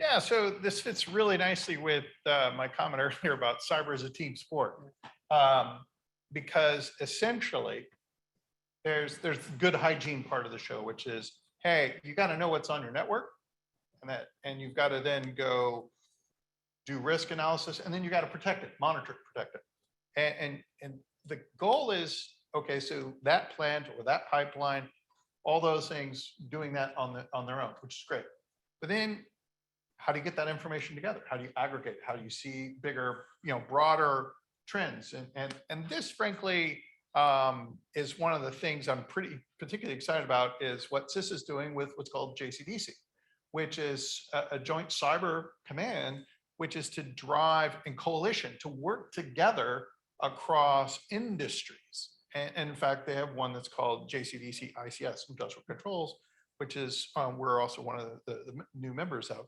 And the whole idea is essentially to bring these vendors, operators, and integrators and everyone into this environment where they can share that information collaboratively. And hats off, frankly, to TSA for their effort to join in and participate in that, especially with the whole incident management, instead of doing it themselves, which is a pretty typical federal agency, it's mine. And, they went right in and collaborated with DHS and CISA in particular on their incident, because this is all about aggregation, bringing this all together and being able to look across wide swaths of dissimilar sometimes data and say, oh, wow, there's this trend, there's this issue. And I think we're headed really in a very good place with the creation of JCDC. And I think we're going to see more and more of that maturing over the coming months and years. And what I'd add on to that is actually the Cyber Safety Review Board. So actually that after action part of it, that plays very, if you have the JCDC where you're on the front end looking, trying to be proactive, but at the back end also, all right, what happened? How did we respond? And what are the lessons we can take forward? I appreciate your question, Chris, because I actually wrote down identify, detect, and defend when I was listening to Sasha's presentation. And I think, it's the identify part also that we really need to put a lot of the effort in. And there's a lot of focus, I know at CISA on, looking at things like SBOMs, software bill of materials, HBOMs, hardware bill of materials. How we implement that going forward, I think is going to be very important as we look at critical infrastructure. The vast majority of critical infrastructure in the United States is privately owned. There's very small percentage that's actually owned by governments, mainly and mostly state, local, tribal, territorial governments. The federal government to a very much lesser extent.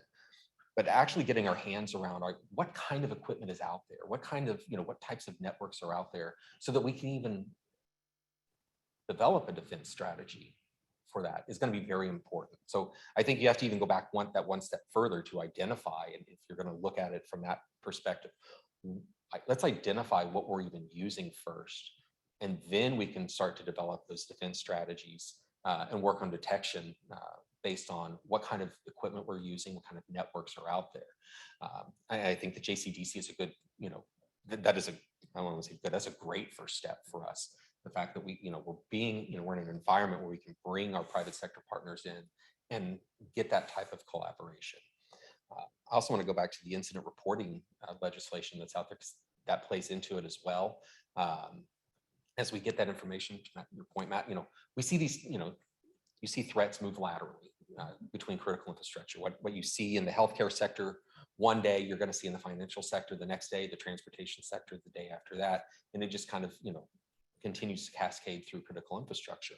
The earlier we can identify those threats and stop it, and then share that information across the rest of critical infrastructure is going to be important. We have to be faster about that.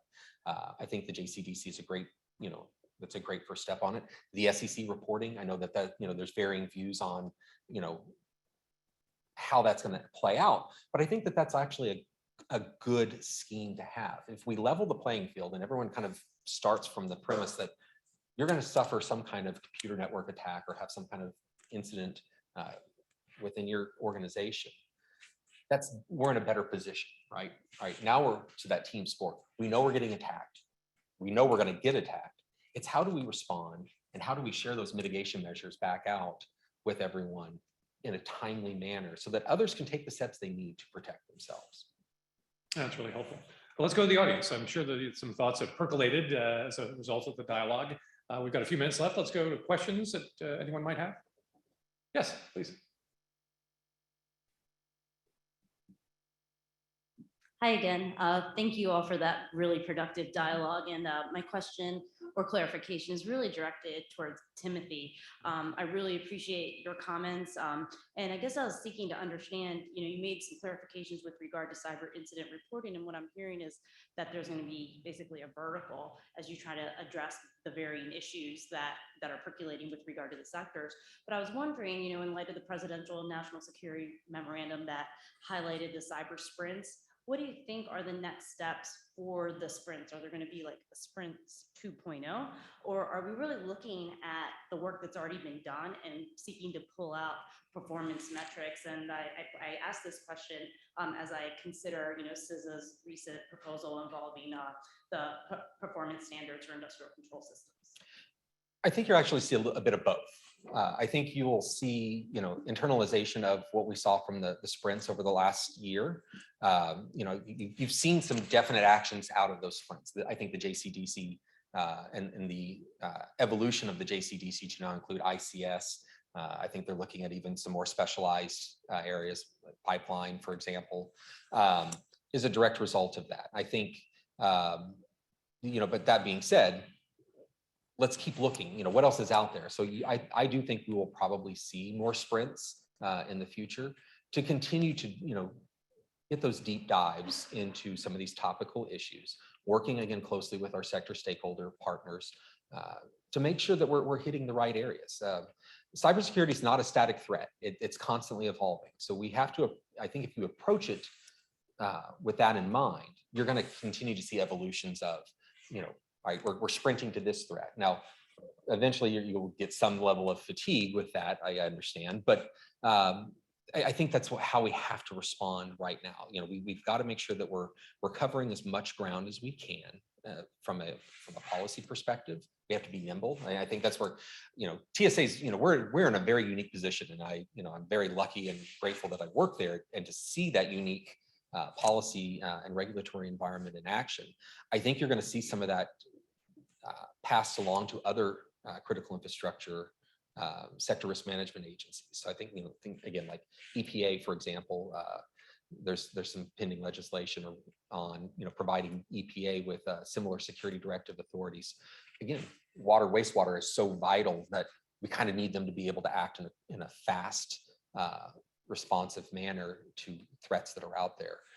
So taking some of the unique authorities that we have at TSA and working with the Congress to get those authorities out there, I think it's something else you'll see. Okay, thank you, sir.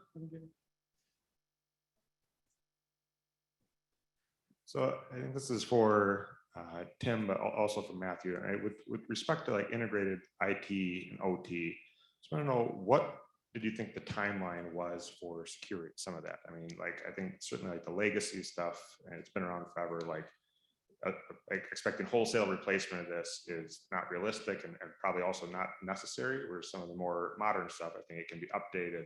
Like, we have a sense of what that timeline looks like, what kind of a lift that's going to be for different industries, and what should we expect and what should we prioritize and focus on with respect to that?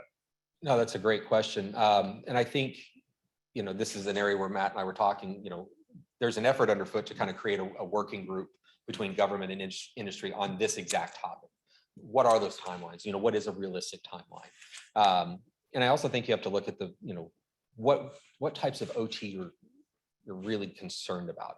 If you're concerned about an OT network that is walled off, you know, secure in a secure location, you have to go through, you know, various checkpoints to actually get to it. I'm not overly concerned by that. I think that's, you know, we can, from a physical security, we can secure that network. It's those OT networks that are, as you mentioned, you know, there is that convergence on the IT side. I think, you know, we have to work with our partners, again, going back to the identify, you know, have them identify what those critical networks are, and then work with them on what the timeline is to actually secure them. You know, there was I'm going to go back a few months. There was actually a threat that was published kind of right about the middle of the Russian invasion of Ukraine on VSATs, or very small aperture terminals. And there was a big push all of a sudden to, hey, how do we secure these terminals, these VSAT devices? And the initial question really came in, well, who uses these, you know, and how pervasive is the use? And I remember having some conversations. Well, it's probably more pervasive than you think. You know, everyone's like, oh, these are, you know, not that widely used. Well, no, there's a lot of companies that use them. There's a lot of companies that probably use them that don't know that they use them. So that really drove the discussion. All right, we first need to identify, you know, who the companies are, what they're using them for. All right, well, can we actually secure them? Well, no, because, and you know, the routers that you need to swap out are all on back order due to supply chain issues. So it's going to take months to years in order to get these in. So that drives the discussion. But from my perspective, that was actually a very useful discussion. So instead of, you know, TSA coming in, or, you know, other elements within the federal government and mandating, you know, we need you to replace all VSAT terminals now, it was a discussion with our stakeholders on, all right, well, what can we do to fix that issue? You know, and it was very useful for us to hear in some instances, many of them had already, you know, they were aware of it. They'd already started to procure the necessary equipment to fix it. So we were able to work with them and kind of, you know, develop a strategy to help them. It was also useful to go back and look at, you know, where else is this an issue across the government? What else can we do? So, you know, things like the Defense Production Act, for example, from a policy perspective, there was actually already a Defense Production Act letter out there for a lot of these routers that companies needed to prioritize their production. Great. You know, now it's going back to our stakeholders and making sure that they know that and helping connect the dots on it. So, like, you know, I know you asked about the specific timelines. I think the timelines are fluid depending on what you're talking about. I think that involves that discussion again with the direct vendors, so your Honeywells, your Schneiders, your Siemens, but also with the users of that equipment. You know, to make sure that they're tracking about, you know, what are the timelines they can expect from the vendors to get that equipment in. And then also looking at the security controls they have in place. So it's that collaboration, it's that dialogue, and that's that information sharing again. That's the most important, and that drives the discussion. So I want to add to his comments, because I hear this a lot. It's like, well, you know, 20 years ago, there wasn't, you know, we didn't know what we did, right? And so systems weren't secure. The reality was, if you think about 20 years ago or 25 years ago, we did not live in the landscape we do today. The technology wasn't there. And so I think what's missed oftentimes is products and systems 20 years ago were designed with security. It just happens to be the security that when it was designed, right? We know what we know today, just like we design the systems we make today to a more robust, because we've learned, right? That's how this works. And essentially, every vendor out there, including Honeywell, Schneider, Siemens, all make secure products today. and have for years. The challenge actually is not so much, do the vendors have secure products? The challenge is that every plant operation infrastructure is a snowflake or a fingerprint. Each one is built, designed, and impacted by just like a human being, in the sense how they were brought up, how they were financed, how much is spent on what and where, the experiences of their staff, the experiences of the company itself, and the motivation and, frankly, the cadence of that organization. So you can't just say, oh, we're all going to do this. So unfortunately, the jump to the point here is there is no date. It's going to be done by plant. And one of the biggest challenges that we see, and I've been doing this for probably the better part of 18 years, is you're deploying a brand new critical infrastructure control system in a power plant or pipeline, and you find that the blocker is some 30-year-old piece of critical infrastructure that they don't want to upgrade. And the problem is if you don't upgrade that, then you have to deprecate the security on the system you're implementing, because in order for it to talk, you have to turn off security. That is probably one of the most common problems that vendors, integrators, and operators all experience, because it's not like a greenfield. It's not like brand new. You're replacing something. And that is the challenge. And so the last final point in this is that sometimes the answer isn't just keep patching it. Sometimes the answer is you're going to have to replace it, right? It's end of life, just like a valve. There's a point where you're going to have to just say, look, this is where we're going to have to invest. And I think that's the struggle most facilities I run into are struggling with today. Being able to both articulate it effectively and be in the right position to actually give that message to the right people, what that means. And if I could tail onto that even more, I love that example. It's a fingerprint. It's a fingerprint, though, that keeps getting modified, as you said, by whoever the new CIO or the CISO is for that organization, where they come in and they overlay, they want to overlay their own systems, their own philosophy, or their own strategy for security on top of it. And that's, from our point, with the assessments that we're doing and working with our owners and operators, and you see that you've had 5 different CIOs or CISOs, for example, and each one has had a different philosophy or a different strategy, and then overlaid 5 different types of IT on top of those OT systems, and that becomes very difficult to unravel. Yes. And in some cases, the best answer probably is you're going to have to just replace it. And that's subject to, again, now you have supply chain issues, which is a whole separate conference or discussion. So that's insightful. Other questions from the audience? Sure. Let me take a moment to take one from online here. We've heard a lot about the need for industry TSA collaboration, but these panels were designed also to bring in the perspective of academia. So do you see places where we could have useful innovations in academia through both curricular development as well as through academic research to be able to help with this intersection of OT and IT? Oh, absolutely. It is honestly one of the struggles, and it's actually a soapbox of mine. So you just hit upon a hot topic. I believe that we have to do better at educating students on OT, IT integration. We have to educate students on safety and create that workforce. I struggle. I think many universities focus only on throughput, right? And I've got a curriculum, and that curriculum teaches you to do X and Y and Z, but it doesn't put that together in a word, right? It teaches you the letters, but not the words or the language and the constructs of really operating in a real industrial environment. And I think that's where education and industry could work so much more on collaborating on establishing more robust education around industrial control systems and the cybersecurity for them. How do I do that? What does that look like? Now, DHS has got some new programs now that tie in.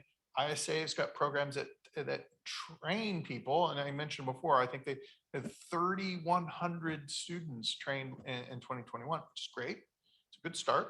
But I think we got to figure out, how do we build that into the curriculums of the universities, right? When I take kids right out of college and put them into my program, which by the way, I do, I spend almost a year training them up to what I need them to do.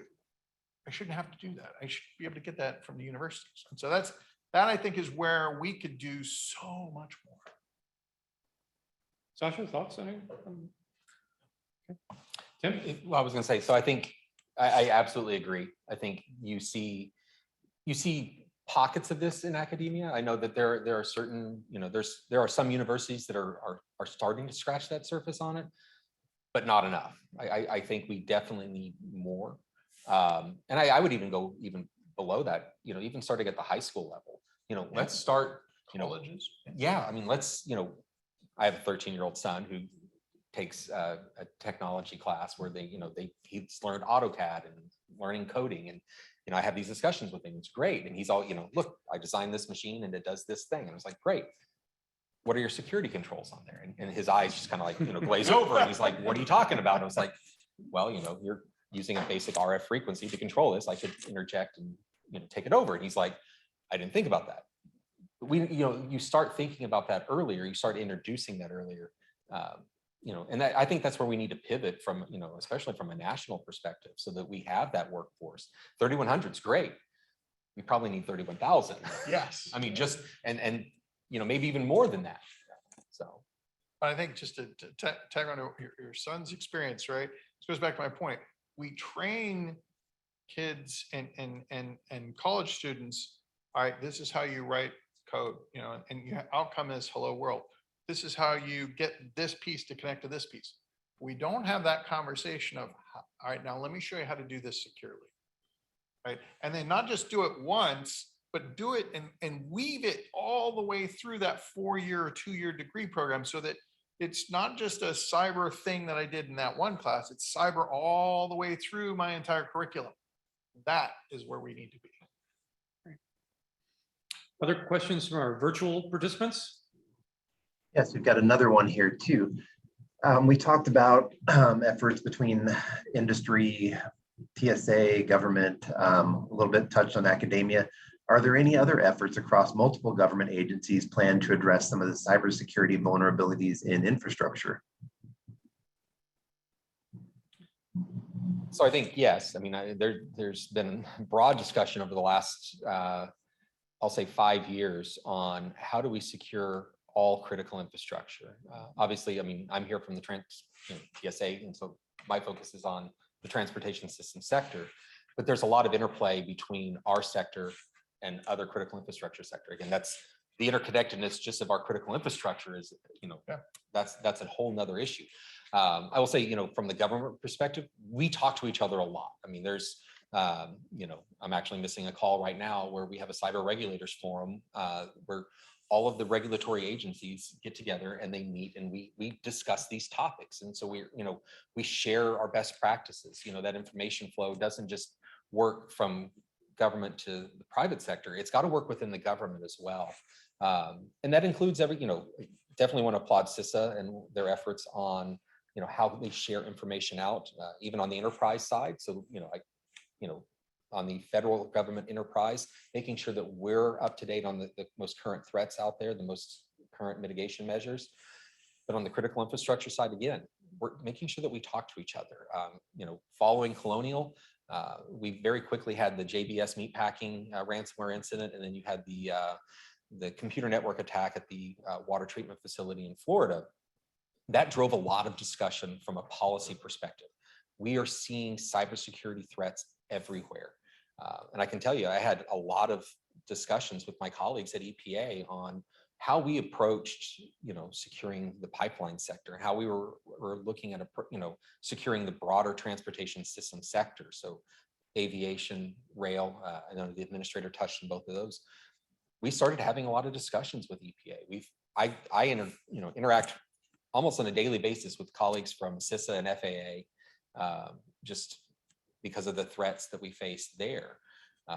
And the other part of that, not just information sharing, but threat information sharing. And I think one of the things that you've seen over the last about year, following Colonial, you started to see a lot more threat information sharing coming out of CISA and FBI. following the Russian invasion of Ukraine, you started to see a lot more. And I think that's an area where, again, I'm going to go back to cybersecurity is not a static threat. So the quicker we can get that information in everyone's hands, the quicker we can build defensive postures to respond to that. And that's the biggest area where I think, what you may not see from the public side is there is that coordination. We really are talking to each other and having the discussions almost on a daily basis. Well, to Tim's comment, right? While this is an evolving space in TSA and one they've been at for a few years, right? In NRC, Nuclear Regulatory Commission, and the commercial nuclear fleet, which is where I come from, 2000, so 20 plus years. This is known stuff, right? We operated and regulated in that space under the NRC 10 CFR 73, 72, I think, 20 years ago. You've got NERC and FERC who regulate much of the energy space. They were doing it 17, 18 years ago, right? Under what's called SIP standards, SIP 001 through, I think it's 8 or short story is this is known space. This is well-traveled space. And the benefit, and I think the way the world has changed recently is that much of government is working together, is sharing information. And it's largely through sort of what I think of as sort of the Lord of the Rings reference, one ring to rule them all, which is DHS CISA, right? And it's really CISA is in its hopefully in its prime of bringing that information and being that central pivot point and share point. Because as Tim mentioned, historically, agencies haven't always been great about sharing. And that's, I think, one of the big reasons why CISA was created. Absolutely. Let me add one point. I think, so we've been talking all day, well, the past few hours anyway, about all of the things that we need to do in cybersecurity. And I think they're all correct, right? We need better training for the workforce. We need more workforce. We need more security controls. We need to understand this better. We need to understand that better. And that's fine. I think the real story is incentives and trade-offs, right? There are lots of things we should be doing, right? I mean, there are environmental concerns, there are privacy concerns, there are political concerns, there are economic concerns, and there's cybersecurity concerns. So we've got all of these issues. So the issue is it's not a lack of information that anyone has. We all know what to do.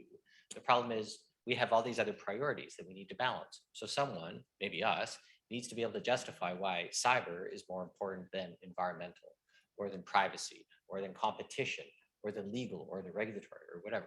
That's the challenge, right? So, and if we can't do that as a community, then, we're all going to be stuck talking about the same thing year after year after year after year. And it may be fine, right? The final point is that we may be in just the right position, right? We can't invest all of our money in cybersecurity. We can't invest all of our money in privacy or environmental or whatever. So we have to choose, we have to balance. And we have to make these trade-offs. We have to make these risk trade-offs. So it may be the case that we are in exactly the optimal place where we should be. Yes, there will be breaches, and yes, there will be incidents, but there are all these other things that we need to worry about too. Workplace accidents, regulatory fines, legal issues. I mean, it goes on and on and on, right? And so we're balancing it, and we may be doing exactly the thing that we are supposed to be doing. I think that's, well, I agree with you, actually. I mean, a lot on that.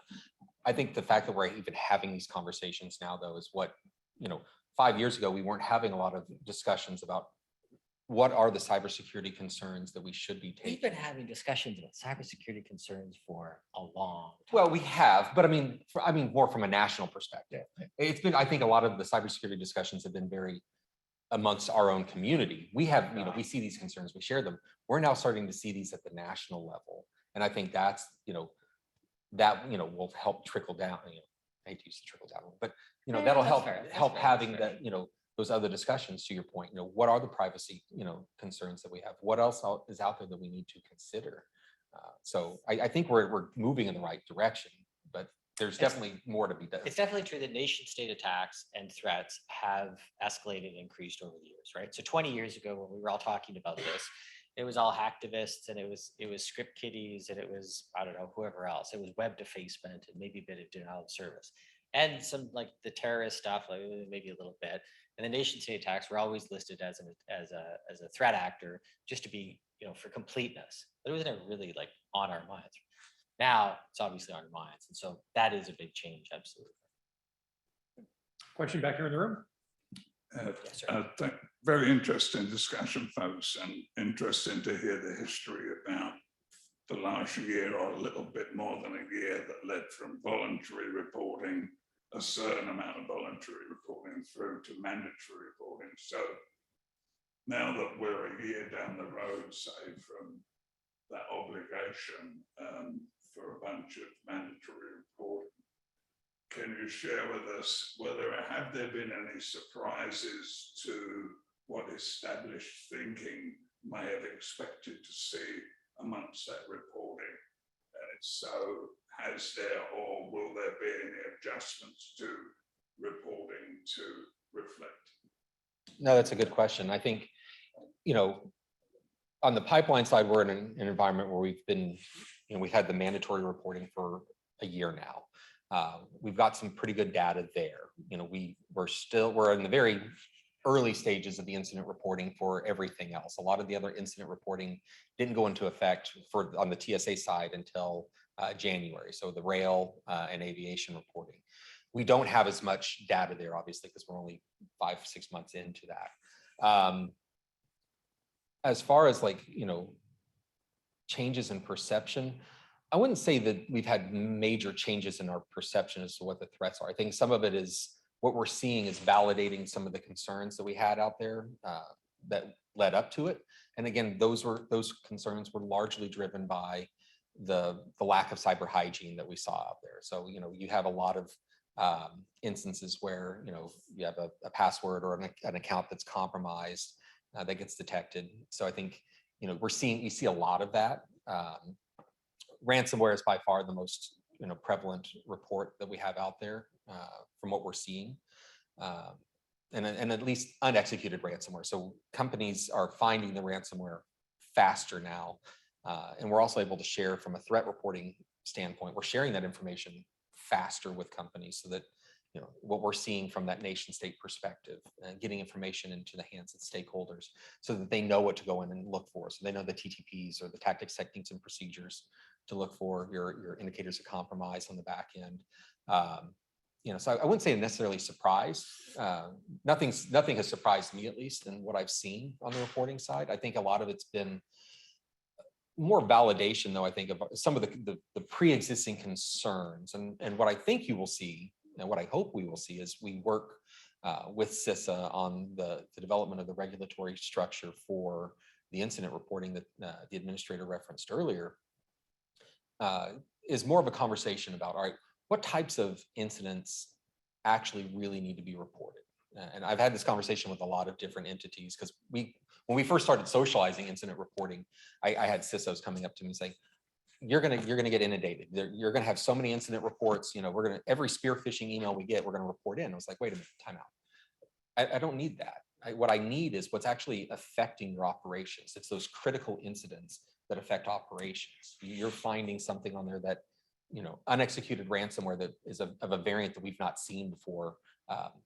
Use the wiperware that we started seeing Russia use against Ukraine, and then kind of morphed out from there across Western Europe. Those types of incidents. What are you seeing there?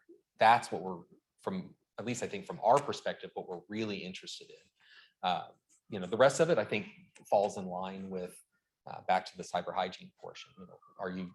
Are incidents related to patch management, for example? And I know that's an issue. You have different patch management schedules within different organizations, but if you look at the CISA list of known vulnerabilities that are out there, the top 10, I think, you look at that, those are still some of those CVs that are out there. Those top 10 CVs are, some of them are 10 years old, and you're still seeing those exploited. So, some of the incident reporting that we're seeing, again, like I said, hits against that. So it does kind of validate some of the things that we've seen. How we change that, I think that remains, that remains the challenge. I think that's where some of the work that CIS is doing on the performance measures, I hope could be helpful. I hope the security directives that we've put in place on the TSA side. We have seen a noticeable impact, at least for our regulated parties, on the reduction of some of those incidents and the frequency of reporting in. So, there are things we can do. It's a team sport, as Matt said. I mean, we have to have everyone to do it, though. That's going to be the challenge. Okay. Great. I've got another question from the virtual panel, if that's okay. Please. So this is specifically for Sasha to start with. What kind of research design do we need to determine what security measures work? Oh, that's the end of the question. I think the only real opportunity, I feel like I'm scrolling here. I feel like the only real opportunity is with cyber insurance, strangely enough. So cyber insurance has become a popular, device that people have used to say, oh, we need cyber insurance to help solve the cybersecurity problem. It's not clear to me that there's a lot of kind of thought put into that and understanding how that's done, because what you don't want is firms to trade off purchasing cyber insurance for investing in cybersecurity. But the way it's supposed to work is that carriers understand which security controls work best, and they provide them incentives for reduced premiums when firms adopt those practices. Everybody wins. Great. Trouble is they don't know. I don't know. They don't know. Nobody knows. We're all just guessing. But what they have is a data set, or what they have the opportunity for creating is a data set of policyholders, the list of security controls that those policyholders have at the time of application, and information about whether or not they suffered a breach in the past year, yes or no. And you build that table, and what you have is just a regression that you run to understand what security controls work. It's not complicated. It doesn't involve machine learning, no fancy AI or blockchain or quantum computing. It's just a regression. The trouble is that they're slow in getting there. For a lot of carriers, they don't seem to be able to merge their application data with their claims data. These information systems apparently are in two different worlds, and they don't often connect them, which is baffling to me, because insurance ostensibly is in the world of data analysis, and they don't do it. But some carriers are. There's also a new breed of insurance carriers that are more data driven. So Coalition, AtBay, they work in the small, medium-sized business area, but they get it, right? They get the opportunities, they get the opportunity for data analysis and collection, and the insurance industry, in my view, is the only place, the singular place that has the opportunity to do this empirically and objectively and repeatedly. Other comments? Yeah, just I agree with you. I think that's the end goal. I think unlike sort of typical insurance, right? When you have a car accident or you die, right, that becomes public information, right? Those things are trackable, collectible, and consumable. And the problem is cyber is not that. And there aren't places where a insurer can get all of that and get it in a consistent way with a consistent set of bar. Like when you have a car accident, we can tell how much damage, right? We can, those are all things that can be understood pretty easily and directly. You can't do that with cyber. As Sasha pointed out earlier, that there's challenges with the data and elements. And again, my other comment about, every place is a snowflake, all of those unique attributes make it really, really hard to determine what was the real cause, or more importantly, how much risk was really applied. And when you put that into context, it becomes incredibly hard for insurers to actually insure a company. And so that's why it's been sort of still pretty nascent industry. But I do agree with you. I think long-term, that's where it's got to get to. And I think through things like this incident collection, frankly, could be a mining source for all of that information, right? Because then now you have some national or global place where you can say, well, here's all the thousands and 10,000 events, and you can start doing, typical insurance fiduciary responsibility analysis type things. Tim, last word? I think that's a very unique way of looking at it. And I think it's actually one that, there's more to be said there. I think we need to look at that more closely. And I know, from a policy perspective, one of the, a lot of what I've talked about today is more of the mandatory side of things. And we're moving more to that performance-based standard, but at the end of it, it's still a regulation.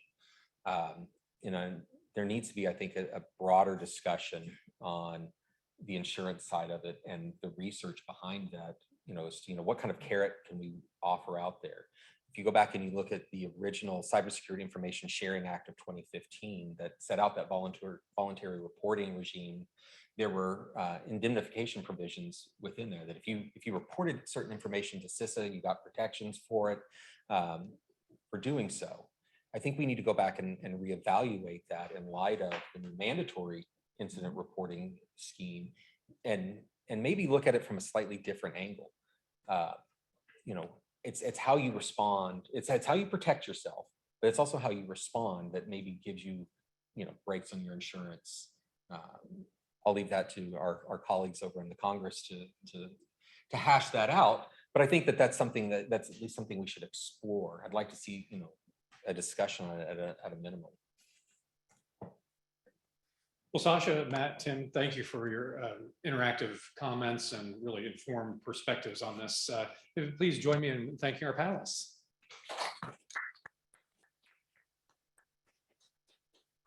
And point of personal privilege, as I turn it back to Ross and Beth, I just want to thank each of you for participating here in person and virtually as well. It's this kind of dialogue around town here that really helps move the needle with a lot of the dialogue and where the policy's headed and trying to get to the place that Sasha talked about where we're actually measuring this for success and actually making progress. So thanks to ASU for sponsoring this today in the center, and I'll turn it back to our sponsors. Thank you. Great. And let me also thank the panelists. We've got a 30-minute break now, and we'll come back at 3 p.m. Eastern for cybersecurity at the intersection of critical infrastructure and transportation security. Our keynote speaker, Matt Hartman, will be online, and then we'll have a in-person panel moderated by Sonia Proctor. So thank you, everyone, and have a nice short break. Thanks, Ross.